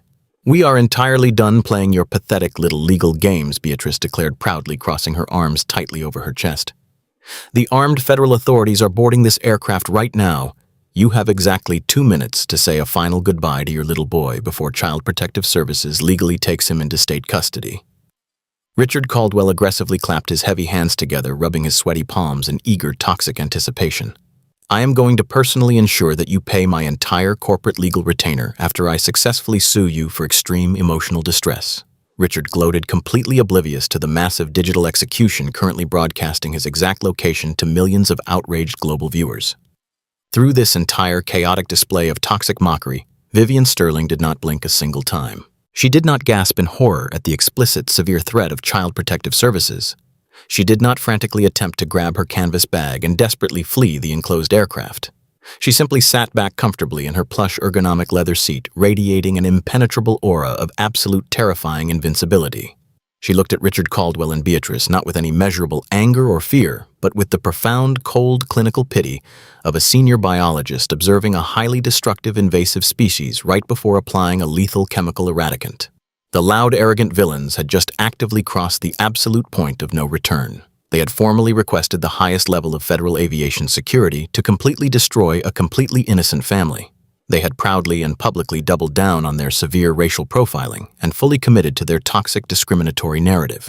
They had successfully built a massive, inescapable legal and financial guillotine with their own 2 hands. They were simply far too arrogant to realize that their own professional necks were currently resting squarely on the bloody chopping block. The heavy 12-minute countdown had completely expired. The loud, pathetic mockery was officially over. The absolute crushing weight of systemic karma was rapidly approaching the forward aircraft doors, and the spectacular, devastating silence of the billionaire mother was about to be violently replaced by the ultimate, undeniable roar of absolute corporate authority. The oppressive 12-minute departure window had completely evaporated, but the flagship Boeing aircraft remained firmly anchored to the tarmac. Beatrice stood rigidly at the front of the primary aisle, her chest puffed out in absolute triumphant defiance. She eagerly anticipated the heavy mechanical thud of the forward boarding door unlocking. She fully expected a tactical squad of federal air marshals clad in heavy ballistic armor to aggressively storm the premium cabin and violently extract the quiet black mother and her young son. Richard Caldwell leaned heavily against the mahogany privacy divider, wearing a sickeningly smug smile. He was completely intoxicated by the manufactured illusion of his own absolute supremacy. The surrounding mob of corporate executives sat in breathless anticipation, fully prepared to witness the ultimate brutal subjugation of a family they deemed fundamentally unworthy of their highly exclusive ecosystem. Exactly 3 minutes after Vivian Sterling dispatched her heavily encrypted digital kill switch, the thick, reinforced locking mechanism of the primary cabin door fired with a loud, violently sharp hydraulic hiss. The heavy aluminum door swung open with massive force, completely shattering the toxic suspense that had suffocated the first-class cabin. But the individuals violently breaching the threshold were absolutely not Federal Aviation Security personnel. There were no ballistic vests and no heavy metal handcuffs. Instead, a single highly prominent figure practically stumbled into the forward galley, his heavy leather wingtip shoes aggressively sliding against the premium woven carpet. It was David Kensington, the highly visible and heavily compensated Chief Executive Officer of Apex Airlines. Under normal operational circumstances, David was the absolute, undisputed sovereign of the commercial skies. He was a ruthless corporate titan who aggressively managed a massive global fleet of aircraft and ruthlessly commanded an international workforce of 40,000 employees. He regularly occupied elite boardroom tables and ruthlessly negotiated multi-billion-dollar aerospace contracts with absolute, unyielding authority. He was a man entirely accustomed to projecting supreme, flawless control over every single operational variable. But in this exact catastrophic moment, his flawless corporate facade was completely and utterly destroyed. David was visibly hyperventilating. His bespoke charcoal gray suit jacket was completely unbuttoned, and his premium silk necktie was aggressively yanked down, exposing the panicked heavy pulse visibly throbbing in his neck. His face was entirely drained of all natural color, replaced by the sickly pale hue of a man who had just watched his entire massive corporate empire catch fire. He was sweating profusely, heavy drops of moisture violently beating across his forehead and aggressively stinging his eyes. He had literally sprinted across the massive international terminal, completely abandoning his elite security detail, and violently shoving his way through the crowded departure gates to reach the flagship aircraft before the catastrophic financial detonation could fully trigger. Beatrice immediately recognized the Supreme Chief Executive Officer. Her heavily prejudiced mind instantly processed his sudden dramatic arrival through the highly distorted lens of her own massive ego. She firmly believed that her urgent Level 3 security transmission had been flagged by the highest levels of executive management. She foolishly assumed that the Supreme Commander of the airline had personally arrived to validate her aggressive racial profiling and publicly commend her fierce protection of the premium brand equity. A massive, toxic smile aggressively split across her face. She rapidly smoothed down her navy blue uniform and eagerly stepped forward to intercept the terrified executive, completely blocking his path to the luxury suites. "Mr. Kensington," Beatrice announced, her shrill voice practically vibrating with absolute aggressive corporate pride. "You are absolutely just in time, sir. We have a severe critical security situation currently contained in row 3.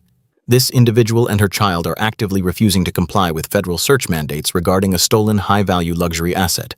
I have already locked down the cabin and requested an immediate tactical police extraction to protect our premium VIP passengers."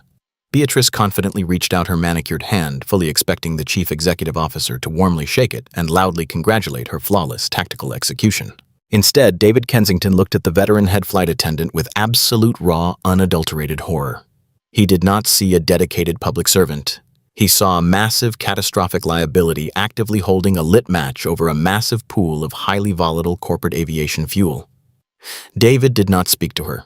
He did not formally acknowledge her fabricated security briefing. He simply raised his trembling arm and physically shoved Beatrice out of his immediate path with a violent, aggressive desperation that completely shocked the entire cabin. The highly celebrated head flight attendant stumbled backward, entirely off balance, her heavy gold corporate wings practically scraping against the mahogany paneling. David completely ignored her confused, terrified gasp. He aggressively marched down the narrow primary aisle, his panicked eyes desperately scanning the premium suites until they locked directly onto the quiet, unbothered form of Vivian Sterling, sitting perfectly still in Suite 3B. The absolute supreme commander of the massive international airline abruptly stopped dead in his tracks. The extreme physical and psychological contrast between the powerful white male executive and the quiet black female billionaire was instantly and violently established for the entire world to witness. David did not aggressively tower over her like Richard Caldwell had done. He did not attempt to loudly assert his institutional authority. In front of 30 highly privileged corporate executives and tens of thousands of global spectators actively watching the live digital broadcast, the chief executive officer of Apex Airlines physically folded in half. He bowed his heavy shoulders, deeply lowering his head in a profound public display of absolute total corporate subservience. "Madam Sterling." David gasped, his voice severely trembling and completely devoid of all traditional executive authority. The heavy, suffocating silence of the cabin magnified his desperate apology, broadcasting his absolute terror to every single aggressive passenger who had just loudly demanded her illegal arrest. "I am profoundly and deeply sorry. We absolutely did not know you were flying commercial on this routing today. I take full, absolute personal responsibility for this catastrophic operational failure. Please, I beg you allow me to personally rectify this immediately." The massive, invisible hierarchy of the luxury cabin violently inverted in a single microscopic second. The loud, arrogant hedge fund manager physically dropped his glass of aged whiskey onto the thick woven carpet. The vicious mob of corporate executives gasped in unified sheer terror. The quiet black mother they had just aggressively attempted to publicly crucify was currently receiving the absolute total submission of the most powerful corporate entity on the aircraft. Vivian Sterling simply looked down at the trembling chief executive officer, her flawless, aristocratic posture completely undisturbed, actively preparing to deliver the ultimate fatal blow to the arrogant predators who had so foolishly mistaken her for prey. The heavy reinforced cabin door stood wide open behind the trembling chief executive officer. David Kensington remained bent at the waist, completely subjugating his massive corporate authority to the quiet black woman seated in Suite 3B.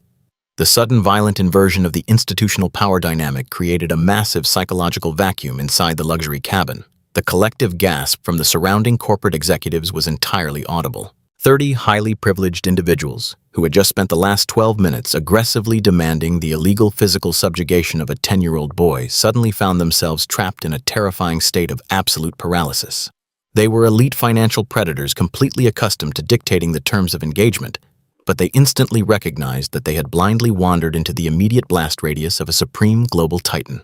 Vivian Sterling did not immediately acknowledge the groveling executive. She allowed the heavy, suffocating silence to aggressively stretch, forcing David to physically inhabit his profound professional humiliation in front of his highest-paying demographic.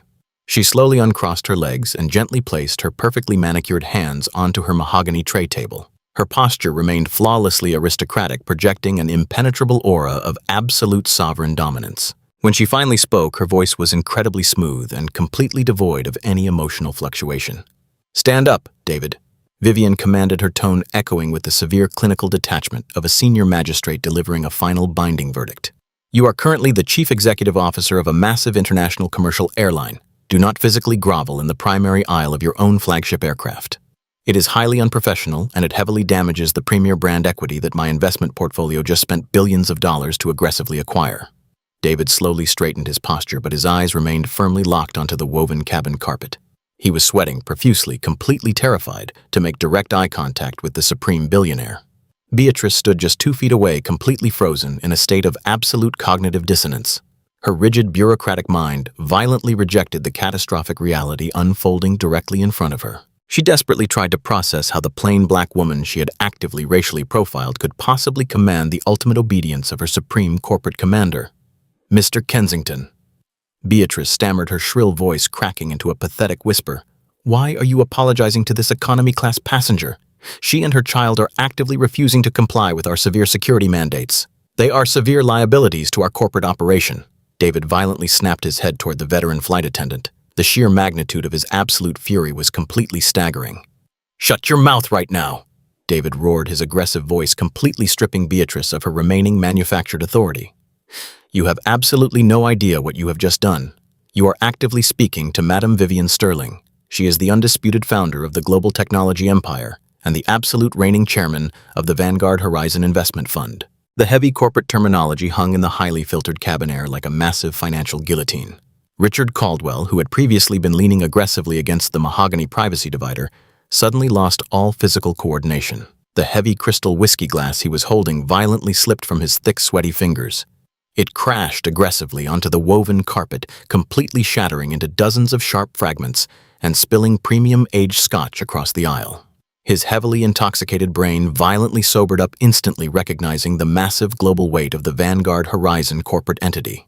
It was an elite private equity firm that actively controlled trillions of dollars in global assets, holding massive controlling stakes in major international banks, aerospace defense contractors, and sovereign wealth funds. David turned back to Vivian, aggressively wiping the heavy sweat from his flushed forehead with a trembling hand.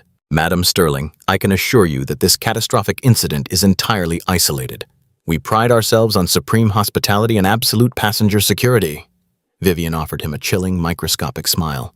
"Your personal assurances are entirely irrelevant, David," she stated, utilizing a highly weaponized corporate vocabulary that thoroughly terrified every single executive in the cabin. At exactly 8 o'clock this morning, Eastern Standard Time, my primary acquisition team formally finalized a highly aggressive leveraged buyout of Apex Airlines.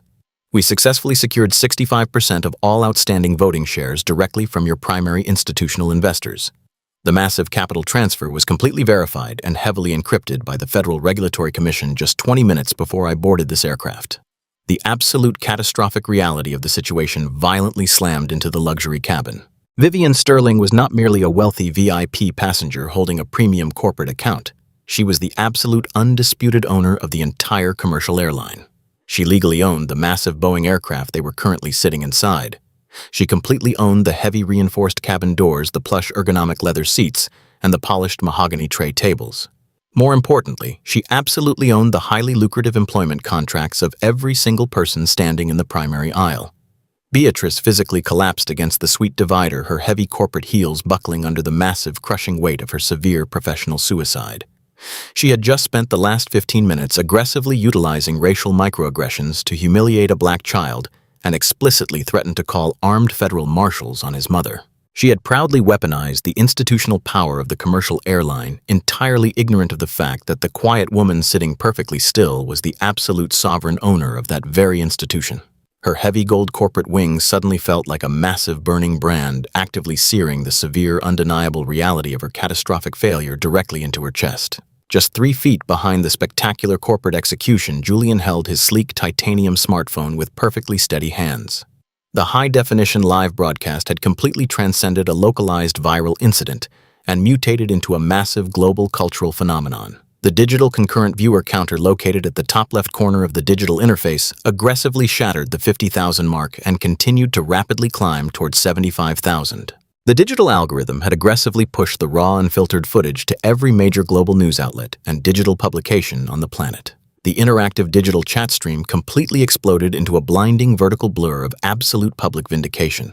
The thousands of marginalized individuals who had silently endured generations of systemic prejudice and corporate abuse were now actively witnessing the ultimate flawless execution of absolute systemic karma.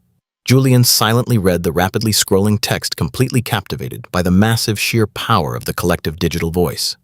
A verified digital media journalist typed in bold, aggressive letters, completely summarizing the catastrophic corporate reveal. She did not just buy a first-class ticket, she literally bought the entire commercial airline while sitting quietly in her seat. That is the absolute ultimate definition of silent wealth. Another user immediately followed up, actively demanding absolute ruthless justice. Fire that racist flight attendant right now on live television and sue that aggressive hedge fund manager into absolute permanent bankruptcy. Do not show them a single ounce of mercy. The global digital audience was aggressively demanding blood, and Vivian Sterling was actively preparing to deliver a highly sophisticated corporate slaughter. She slowly turned her piercing dark gaze away from the trembling chief executive officer and deliberately locked eyes with Richard Caldwell. The loud, arrogant hedge fund manager was visibly shaking. The thick, heavy vein on his flushed forehead throbbed violently with severe, absolute terror. He desperately tried to shrink back into the plush leather seating of Suite 1A, attempting to physically hide from the supreme billionaire he had just loudly categorized as a common street thief. The wealthy corporate executives who had aggressively formed a hostile mob just a few minutes prior were now completely terrified of their own immediate proximity to the radioactive fallout. The prominent Silicon Valley technology executive entirely covered his face with his hands, desperately praying that the high-definition camera lens had not captured his earlier loud complaints. The highly lucrative corporate defense lawyer stared blankly at the ceiling, completely paralyzed by the massive, severe legal liability they had just actively endorsed. They were completely and utterly defeated by a woman who had not raised her voice a single decibel. Vivian gently reached out and placed her perfectly manicured hand over the small shoulders of young Marcus. The 10-year-old boy looked up at his mother with wide, innocent eyes, completely astounded by the massive, invisible power she wielded over the highly aggressive adults. She offered him a soft, reassuring smile, entirely shielding him from the massive corporate violence she was about to actively unleash upon their aggressors. She was demonstrating the absolute purest form of maternal protection, completely utilizing her massive global wealth not merely as a tool for personal luxury, but as a devastating, highly calibrated weapon of absolute systemic justice. The heavy 12-minute departure window was completely forgotten.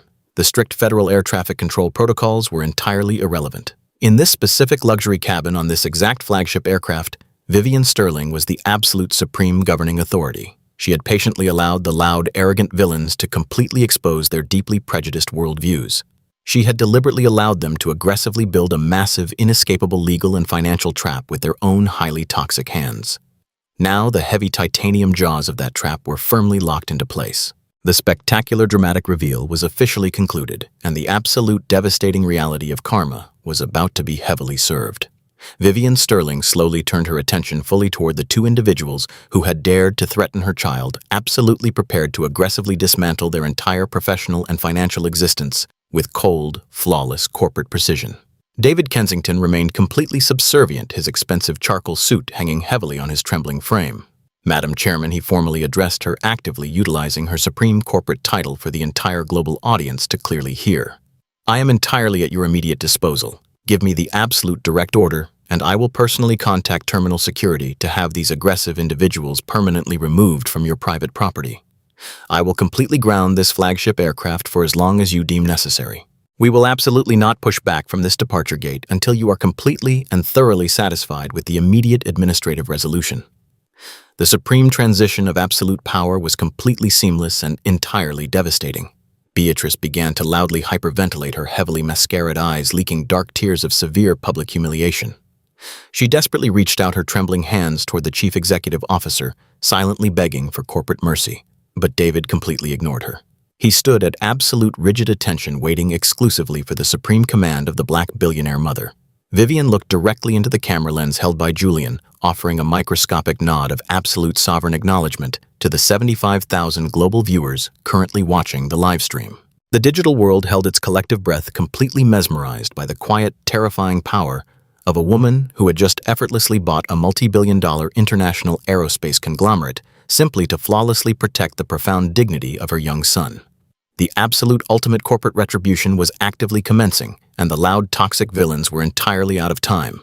The supreme billionaire slowly shifted her unblinking dark eyes away from the trembling chief executive officer and deliberately locked her terrifying gaze directly onto Richard Caldwell. The loud, aggressive hedge fund manager who had violently terrorized the premium cabin just moments prior was now physically shrinking into the plush leather seating of Suite 1A. His heavy, thick shoulders were completely slumped forward, and his bespoke Italian suit jacket was stained with the premium aged scotch he had just violently dropped onto the woven carpet. He was completely trapped in a severe state of absolute profound terror.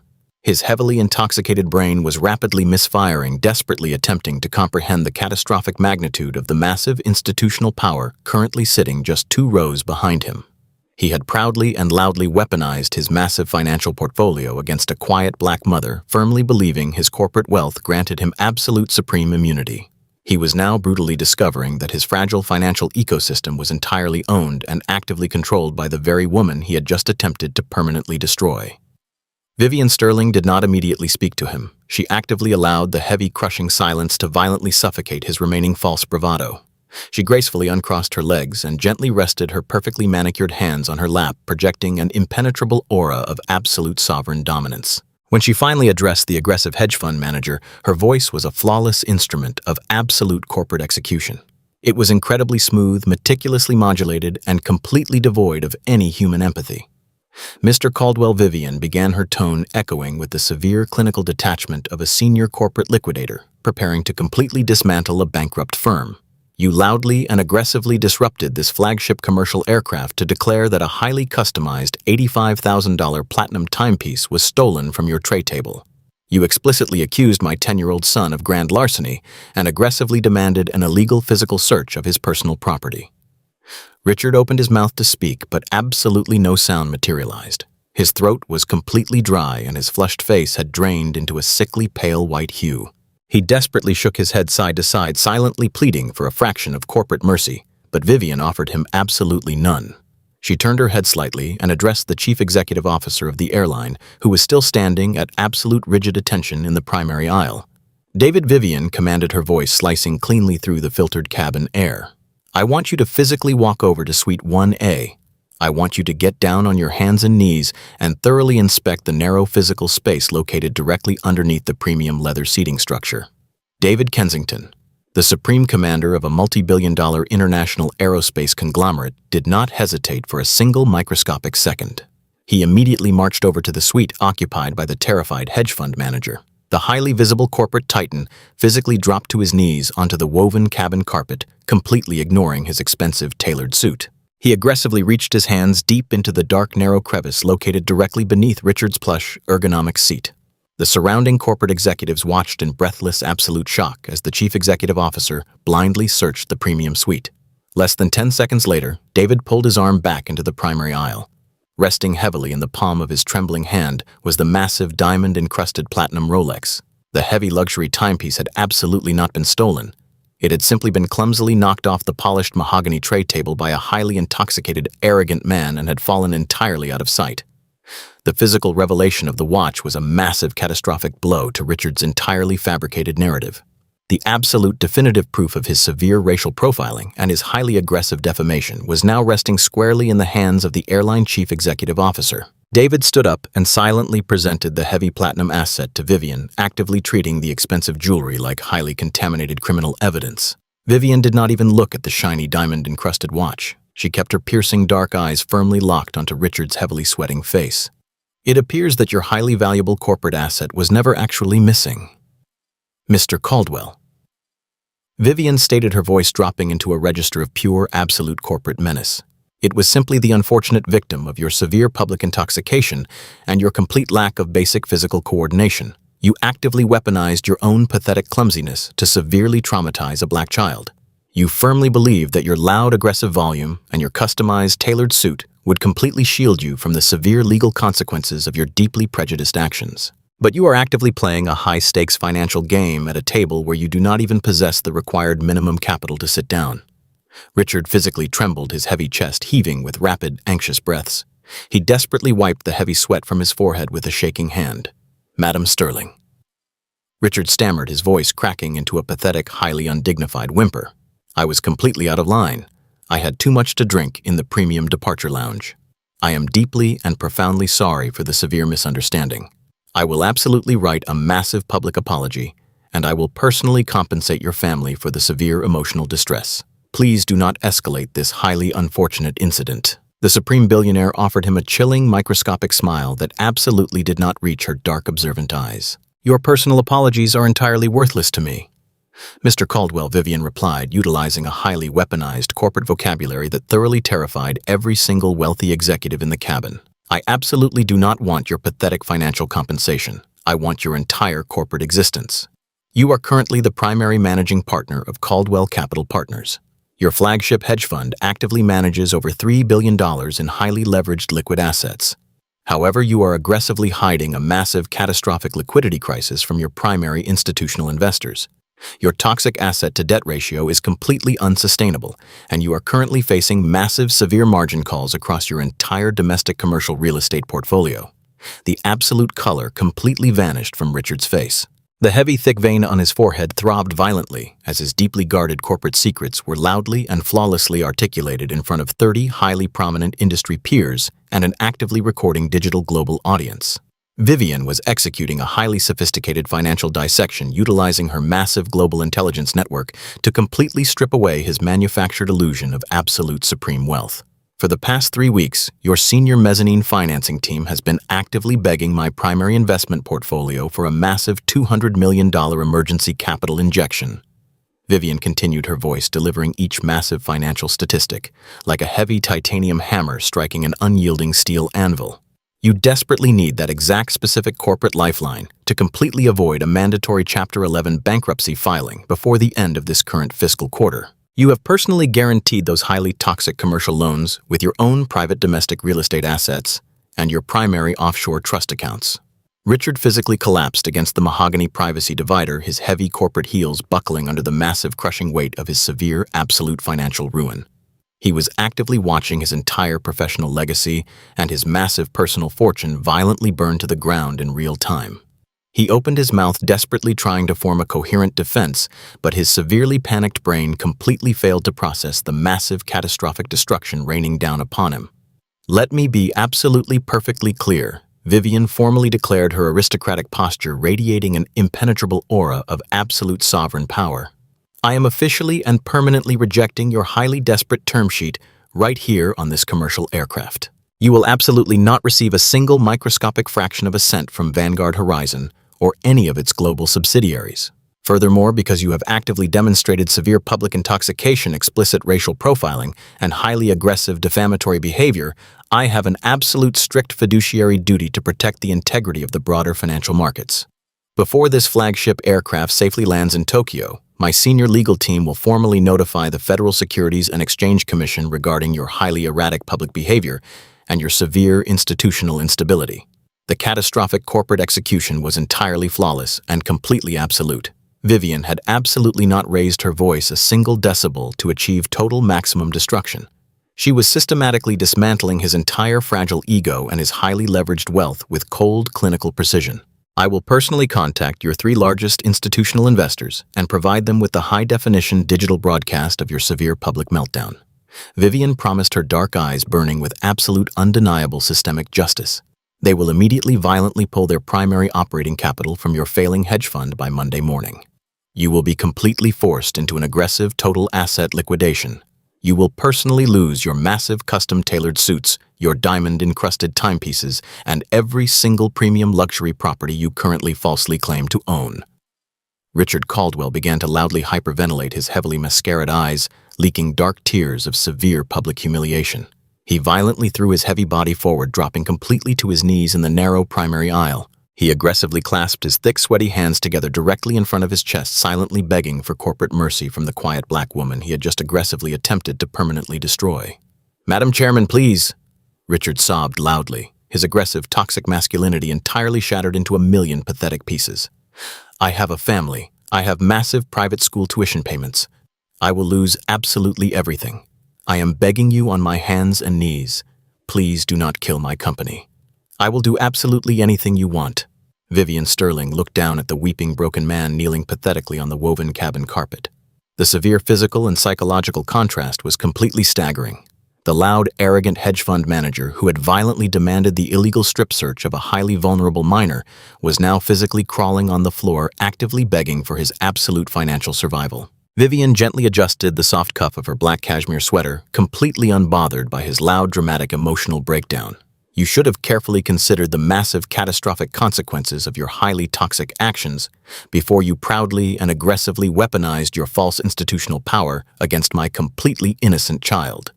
Vivian stated, her voice dropping into a terrifying whisper that echoed loudly across the breathless luxury cabin. You firmly believe that you could actively hunt vulnerable prey without facing any severe consequences. You are now brutally discovering what actually happens when you accidentally lock yourself in a closed room with the absolute apex predator.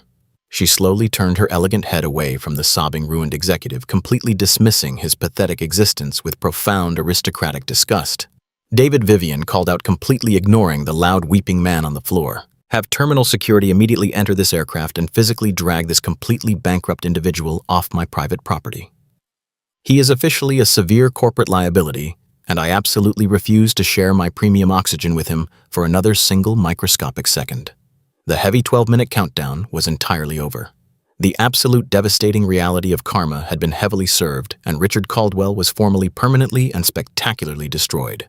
The heavy reinforced doors of the forward galley swung shut with a resounding metallic thud, completely sealing the catastrophic fate of the loud, arrogant hedge fund manager who was currently being physically dragged into the international terminal by armed security personnel.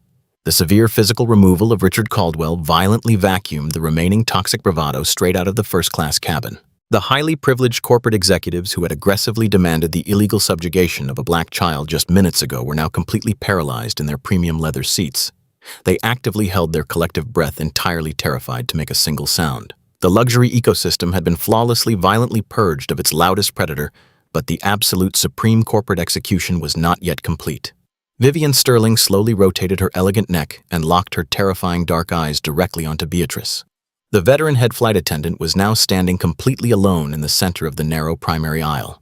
She was entirely stripped of her manufactured authority and completely isolated from the toxic unified mob that had so eagerly validated her severe racial profiling. The stark visual contrast between the two women was absolutely staggering. Vivian remained seated in Suite 3B, wrapped in her unbranded black cashmere sweater, projecting an impenetrable aura of absolute sovereign power. Her posture was flawlessly aristocratic, and her breathing was mathematically regulated. In direct, devastating contrast, Beatrice was physically unraveling in real time. The impeccable navy blue corporate uniform she wore like a suit of bureaucratic armor now hung awkwardly on her severely trembling frame. Her heavily applied mascara was actively running down her flushed, sweaty cheeks, mixing with tears of absolute profound terror. Beatrice desperately tried to open her mouth to speak, to formulate a pathetic apology, or to somehow justify her highly aggressive, discriminatory actions, but her vocal cords completely failed her. Her chest heaved with rapid, erratic breaths as the massive, crushing weight of her severe professional suicide actively suffocated her. She looked frantically toward David Kensington, the Supreme Chief Executive Officer of Apex Airlines, desperately seeking a tiny fraction of institutional mercy. But David stood at absolute rigid attention, refusing to even acknowledge her existence. He was a highly intelligent corporate titan, and he knew that his own professional survival strictly depended on his absolute total subservience to the supreme billionaire sitting quietly in front of him. Vivian allowed the agonizing heavy silence to completely saturate the luxury cabin before she finally delivered the lethal corporate blow. Beatrice. Vivian began, her voice incredibly smooth and completely devoid of any human warmth. You proudly stood in the middle of my flagship aircraft and actively weaponized your corporate authority to severely traumatize an innocent 10-year-old boy. You utilized highly coded racial microaggressions to publicly assassinate his character. You completely bypassed all standard aviation de-escalation protocols and aggressively threatened to place a highly vulnerable minor on a permanent federal no-fly list. You firmly believed that your heavily prejudiced worldview was a fully sanctioned corporate mandate. Beatrice physically shuddered violently, shaking her head side to side as dark tears actively spilled onto her crisp white collar. Madam Sterling Beatrice whispered, her voice cracking into a pathetic, highly undignified whimper. I was simply following what I believed were the correct security protocols. I have 25 years of dedicated, flawless service to this commercial airline. I am a senior cabin manager. Please, I am deeply and profoundly sorry for the severe misunderstanding. Your 25 years of seniority do not grant you absolute supreme immunity from basic human decency. Vivian countered, her voice dropping into a register of pure, absolute corporate menace. You did not execute a security protocol. You executed a highly targeted discriminatory assault, and you did it while wearing the official corporate insignia of a massive international aerospace conglomerate that is now entirely legally owned by my primary investment portfolio. You are an absolute catastrophic liability to the premier brand equity I just spent billions of dollars to aggressively acquire. Vivian slowly turned her perfectly composed face toward the chief executive officer. David, she commanded, her tone echoing with the severe clinical detachment of a senior magistrate delivering a final binding verdict. At exactly 8:15 this morning, my senior legal acquisition team formally instituted a highly aggressive zero-tolerance anti-discrimination mandate across all global subsidiaries of this airline. We explicitly embedded a severe shareholder morality clause directly into the primary operating bylaws. This specific legal clause mandates the absolute immediate termination with extreme prejudice of any corporate employee who actively engages in severe, verifiable racial profiling or explicit civil rights violations while operating under the official company banner. David Kensington immediately nodded his head vigorously, completely eager to execute the sovereign mandate and distance himself from the toxic flight attendant. Yes, Madam Chairman, David confirmed, his voice loud and highly authoritative, perfectly ensuring that every single wealthy executive in the cabin clearly heard the fatal corporate ruling. The shareholder morality clause is currently in full active legal effect. Vivian shifted her piercing, unblinking gaze back to the weeping flight attendant. You are not simply being suspended pending a highly bureaucratic internal review, Beatrice, Vivian stated flawlessly, utilizing the heavy specialized terminology of elite corporate law. You are actively being terminated right here in the primary aisle of this aircraft for severe gross misconduct and blatant violations of federal civil rights statutes. Furthermore, because you are being terminated under the strict punitive parameters of the shareholder morality clause, your entire accumulated corporate pension and all of your highly lucrative retirement benefits are legally immediately forfeit. The absolute catastrophic reality of the financial execution violently slammed into Beatrice. The veteran flight attendant let out a loud, agonizing wail of pure, undeniable despair. She physically collapsed, completely abandoning any remaining shred of professional dignity. Her heavy corporate heels buckled, and she dropped violently to her knees onto the thick woven luxury carpet. She aggressively buried her face in her trembling hands, sobbing loudly, uncontrollably in front of the massive global digital audience currently watching the high-definition live stream from the row directly behind her.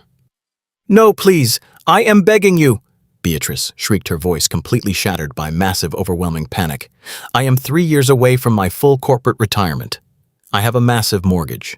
I have an elderly mother who strictly depends on my corporate healthcare benefits. You cannot take my pension. You cannot take 25 years of my life away over one single mistake. I will publicly apologize on my knees to your son. I will completely resign my position. Please do not strip my pension. I will have absolutely nothing left." The highly privileged corporate executives who had aggressively demanded the illegal strip search of the black child were now forced to actively watch the brutal, terrifying consequences of systemic karma. They sat completely frozen, their eyes wide with profound shock as the loud, arrogant flight attendant literally crawled forward on her hands and knees, desperately reaching her trembling fingers toward the polished leather shoes of the supreme billionaire. Vivian Sterling absolutely did not physically recoil. She did not display a single microscopic ounce of human empathy for the weeping, broken predator currently groveling at her feet. She simply looked down at Beatrice with the cold, clinical detachment of a senior biologist observing a highly destructive parasite successfully eradicated from a healthy host organism. "It was absolutely not a simple mistake," Beatrice Vivian replied, her voice remaining terrifyingly calm and perfectly modulated. "A mistake is accidentally dropping a premium crystal champagne flute. What you did was an active, highly calculated choice. You looked at a quiet black child sitting peacefully in a premium luxury suite, and you aggressively chose to immediately criminalize his very existence. You actively chose to align yourself with a highly intoxicated, loud aggressor, completely ignoring all empirical evidence, because your deeply ingrained systemic prejudice eagerly demanded a vulnerable target. You actively chose to weaponize your corporate authority to forcefully subjugate my family." Beatrice continued to weep loudly, her entire body convulsing with severe, catastrophic panic. I am so sorry," she repeated frantically, her face completely stained with dark running makeup and absolute severe public humiliation. "Please show me mercy. Please show my family mercy. You explicitly threatened to call armed federal marshals to aggressively drag my 10-year-old son off this commercial aircraft in heavy metal handcuffs," Vivian stated, her dark eyes burning with absolute, undeniable systemic justice. "You explicitly threatened to completely destroy his innocence and permanently traumatize his childhood, simply to validate your own massive, fragile ego. You showed absolutely zero mercy when you firmly believed you held the absolute supreme power. You only aggressively discovered your capacity for profound remorse when you suddenly realized that I possess the absolute ultimate corporate authority to completely destroy your entire financial existence." Vivian gently reached out and placed her perfectly manicured hand completely over the small shoulders of young Marcus. The 10-year-old boy sat perfectly still, watching the incredible, terrifying power of his mother entirely shield him from the violent, toxic cruelty of the outside world. He was actively learning that true ultimate power never requires loud shouting or aggressive physical violence. It simply requires absolute, unwavering structural dominance. "Your severe financial ruin is not an act of petty personal revenge," Beatrice Vivian formally declared, ensuring her highly weaponized words were perfectly recorded by the thousands of digital viewers actively demanding absolute, ruthless justice. "It is a highly necessary systemic correction. It is a massive, undeniable warning shot fired directly across the bow of every single arrogant corporate gatekeeper who foolishly believes they can actively weaponize their unearned privilege against marginalized communities without facing absolute catastrophic consequences. Your useless begging is entirely concluded. Your corporate employment is permanently terminated. You are officially trespassing on my private property." The supreme billionaire slowly turned her elegant head away from the weeping, broken woman, completely dismissing her pathetic existence with profound aristocratic finality. She looked directly at the highly terrified chief executive officer who was still standing at absolute rigid attention in the primary aisle. Vivian did not shout. She did not raise her voice a single decibel. She simply delivered the ultimate signature punchline with a terrifying ice-cold precision that completely permanently shattered the atmosphere of the luxury cabin. "Take her away." The chilling command hung in the heavily filtered air of the premium cabin. Two armed terminal security officers immediately materialized from the forward galley, responding to the urgent, silent gesture of the chief executive officer. They did not gently escort the weeping veteran flight attendant. They physically hoisted Beatrice by her navy blue corporate uniform, forcefully dragging her broken, sobbing form down the narrow primary aisle and directly out of the flagship aircraft. Her heavy gold company wings snagged briefly on the mahogany paneling before she was violently pulled into the crowded departure terminal. The heavy aluminum boarding door slammed shut behind her, completely sealing the catastrophic fate of the two loud, arrogant predators. A profound, suffocating silence violently crashed down upon the luxury cabin. It was absolutely not the serene elite tranquility that had existed before the incident. It was the terrified, paralyzed silence of 30 highly privileged corporate executives who suddenly realized they were sitting in a high-altitude financial slaughterhouse. The wealthy mob that had aggressively demanded the illegal subjugation of a 10-year-old black boy just minutes prior was now entirely stripped of its toxic bravado. The prominent Silicon Valley technology executives and the elite corporate defense lawyers physically shrank back into their plush, ergonomic leather suites. They actively held their breath, completely terrified that the supreme billionaire might casually turn her unblinking dark eyes toward them and instantly liquidate their entire professional existence. They had proudly participated in a highly aggressive display of systemic prejudice, and they were now brutally discovering that their collective financial portfolios were completely insignificant compared to the massive global infrastructure Vivian Sterling casually wielded. David Kensington, the supreme commander of the international aerospace conglomerate, moved with frantic, terrified efficiency to completely restore operational order. He aggressively snapped his fingers at the paralyzed junior cabin crew, violently pulling them out of their sheer shock. The young flight attendants rushed forward with completely trembling hands, rapidly sweeping up the shattered crystal whiskey glass and thoroughly wiping away the spilled premium-aged scotch from the woven luxury carpet. David personally retrieved the heavy diamond-encrusted platinum Rolex from the floor, treating the expensive jewelry like highly toxic biological waste before aggressively shoving it into a secure plastic evidence containment bag. Within 90 seconds, the immediate physical environment of the first-class sanctuary was flawlessly restored to its pristine corporate state. But the invisible institutional hierarchy had been completely and permanently inverted. The loud, aggressive toxicity of white corporate privilege had been violently eradicated by the flawless, terrifying application of silent wealth. Vivian Sterling remained perfectly seated in Suite 3B, her unbranded black cashmere sweater completely undisturbed. She gracefully reached out and gently squeezed the hand of young Marcus, projecting an impenetrable fortress of absolute maternal safety. The complete physical removal of the hostile aggressors was merely the localized cleanup. The supreme billionaire was now actively preparing to formally address the terrified chief executive officer and legally reconstruct the entire operational foundation of the massive commercial airline. The heavy aluminum boarding door remained securely shut, physically separating the toxic past from the absolute sovereign future currently being dictated inside the premium cabin. Vivian Sterling completely ignored the frightened whispers of the remaining corporate executives. She had successfully eradicated the immediate localized infection, but as a supreme global architect, she fully understood that a localized cure was entirely insufficient. The blatant racial profiling and the aggressive weaponization of corporate authority executed by Beatrice and Richard Caldwell were not isolated anomalies. They were the highly visible symptoms of a deeply entrenched systemic disease that actively infected the entire operational culture of the international aerospace conglomerate. Vivian was absolutely not satisfied with a simple public firing. She was actively preparing to completely rewrite the fundamental genetic code of the massive global institution. David Kensington stood at absolute rigid attention in the primary aisle, his bespoke charcoal suit still clinging to his trembling frame. He kept his eyes respectfully lowered, completely ready to receive the ultimate executive mandate from the new reigning chairman. Vivian kept her perfectly manicured hand resting gently on the shoulder of her 10-year-old son Marcus, actively anchoring her massive corporate fury in the profound depths of maternal love. She looked directly at the chief executive officer, her dark eyes burning with absolute, undeniable systemic justice. David Vivian commanded, her voice echoing through the breathless luxury cabin with the severe, undeniable weight of a supreme federal mandate.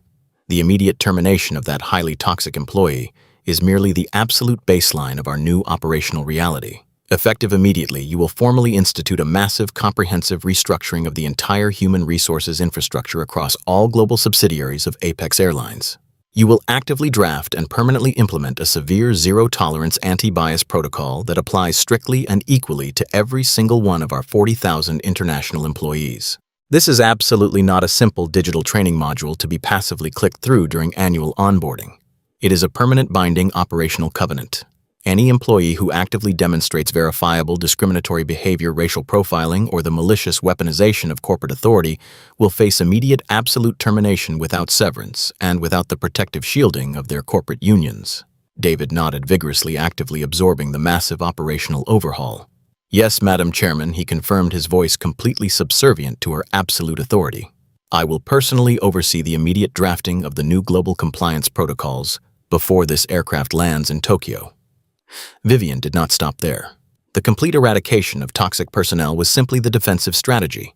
She was a supreme titan of global finance, and she actively required a massive offensive maneuver to permanently reshape the future of the aerospace industry. She seamlessly transitioned from a highly punitive corporate executioner to a massive global philanthropist, wielding her immense financial capital to actively build impenetrable fortresses for marginalized communities.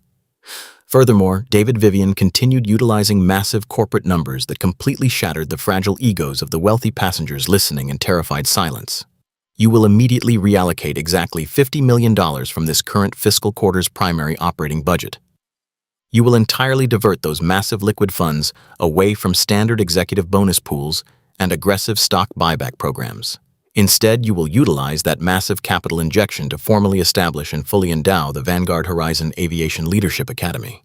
The sheer massive scale of the financial mandate caused a visible physical reaction among the corporate elite sitting in the premium suites. $50 million was a staggering philanthropic endowment created and authorized in a matter of seconds, entirely bypassing complex bureaucratic board meetings and lengthy corporate feasibility studies.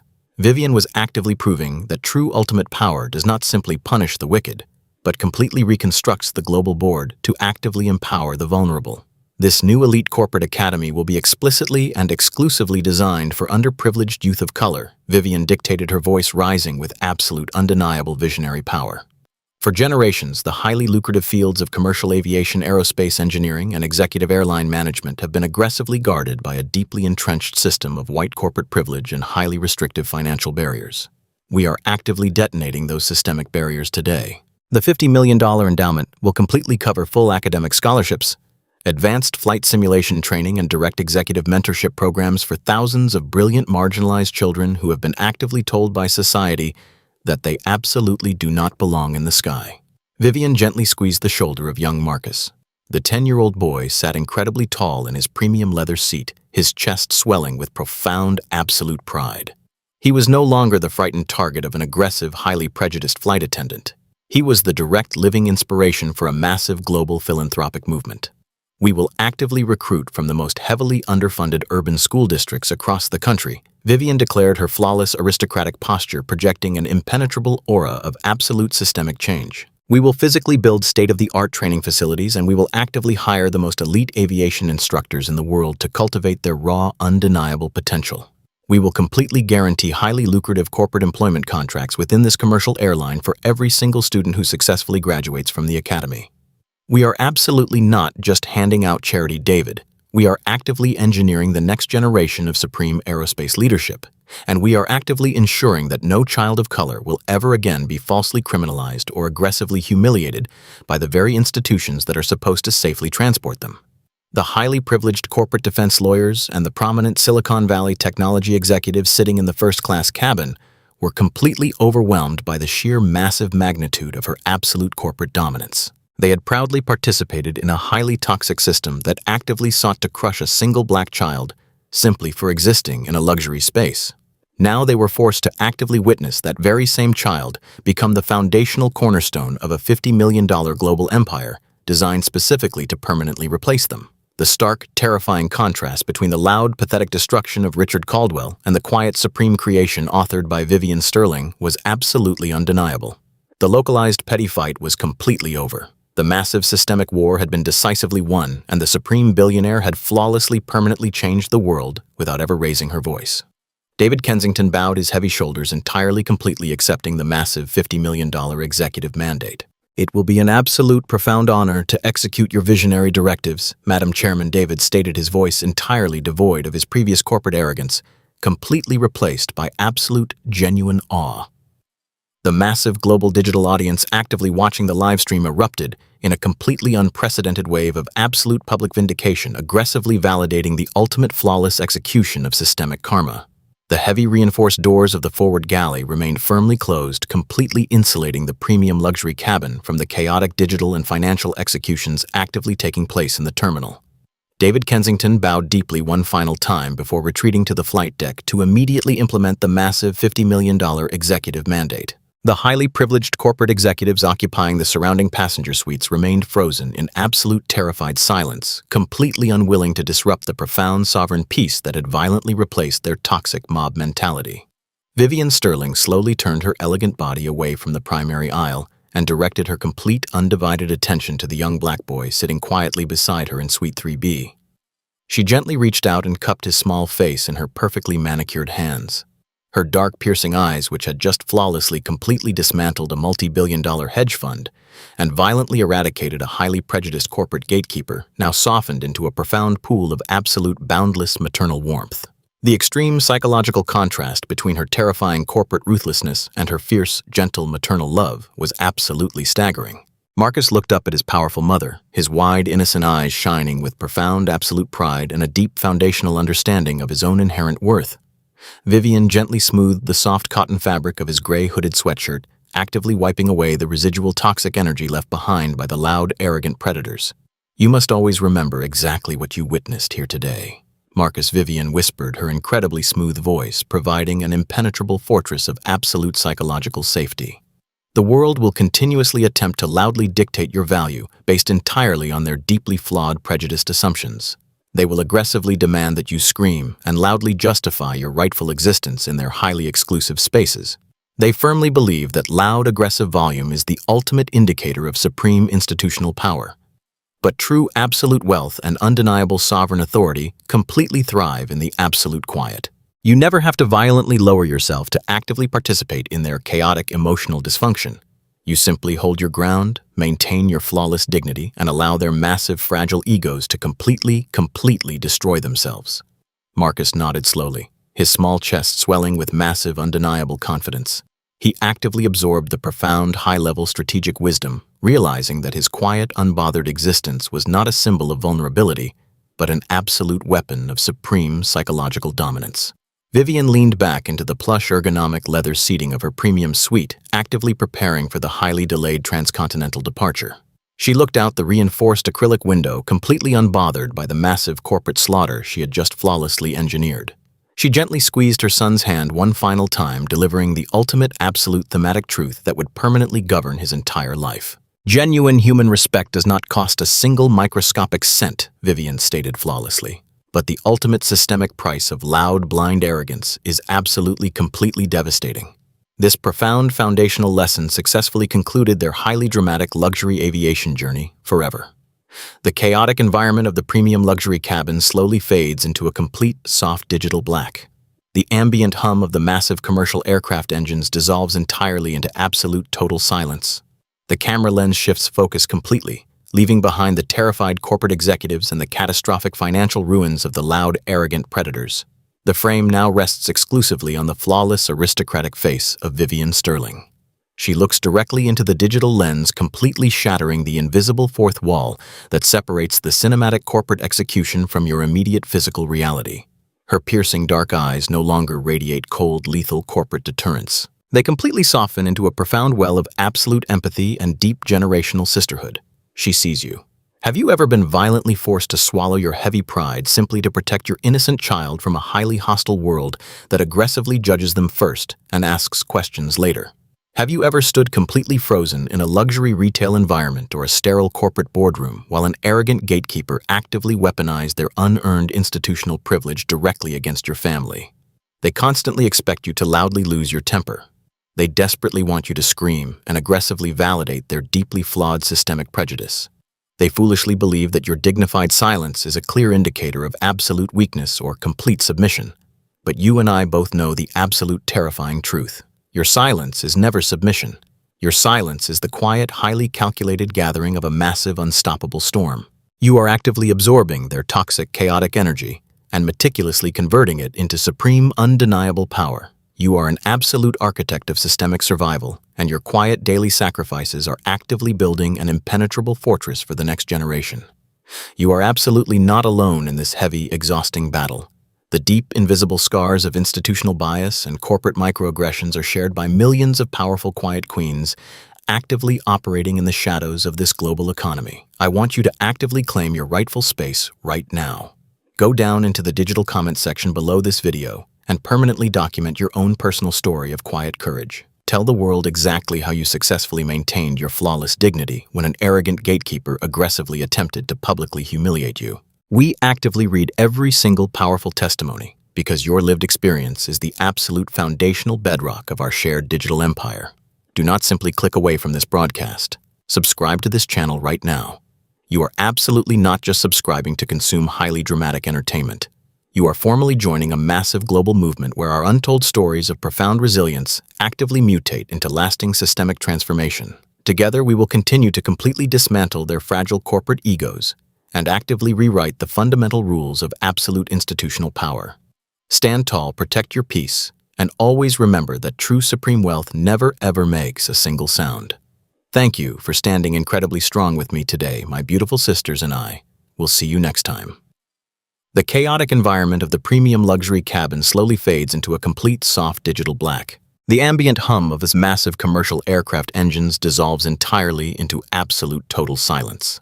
The camera lens shifts focus completely, leaving behind the terrified corporate executives and the catastrophic financial ruins of the loud, arrogant predators. The frame now rests exclusively on the flawless, aristocratic face of Vivian Sterling. She looks directly into the digital lens, completely shattering the invisible fourth wall that separates the cinematic corporate execution from your immediate physical reality. Her piercing dark eyes no longer radiate cold, lethal corporate deterrence. They completely soften into a profound well of absolute empathy and deep generational sisterhood. She sees you. Have you ever been violently forced to swallow your heavy pride simply to protect your innocent child from a highly hostile world that aggressively judges them first and asks questions later? Have you ever stood completely frozen in a luxury retail environment or a sterile corporate boardroom while an arrogant gatekeeper actively weaponized their unearned institutional privilege directly against your family? They constantly expect you to loudly lose your temper. They desperately want you to scream and aggressively validate their deeply flawed systemic prejudice. They foolishly believe that your dignified silence is a clear indicator of absolute weakness or complete submission. But you and I both know the absolute terrifying truth. Your silence is never submission. Your silence is the quiet, highly calculated gathering of a massive, unstoppable storm. You are actively absorbing their toxic, chaotic energy and meticulously converting it into supreme, undeniable power. You are an absolute architect of systemic survival, and your quiet daily sacrifices are actively building an impenetrable fortress for the next generation. You are absolutely not alone in this heavy, exhausting battle. The deep, invisible scars of institutional bias and corporate microaggressions are shared by millions of powerful, quiet queens actively operating in the shadows of this global economy. I want you to actively claim your rightful space right now. Go down into the digital comment section below this video and permanently document your own personal story of quiet courage. Tell the world exactly how you successfully maintained your flawless dignity when an arrogant gatekeeper aggressively attempted to publicly humiliate you. We actively read every single powerful testimony because your lived experience is the absolute foundational bedrock of our shared digital empire. Do not simply click away from this broadcast. Subscribe to this channel right now. You are absolutely not just subscribing to consume highly dramatic entertainment. You are formally joining a massive global movement where our untold stories of profound resilience actively mutate into lasting systemic transformation. Together, we will continue to completely dismantle their fragile corporate egos and actively rewrite the fundamental rules of absolute institutional power. Stand tall, protect your peace, and always remember that true supreme wealth never ever makes a single sound. Thank you for standing incredibly strong with me today, my beautiful sisters, and I will see you next time.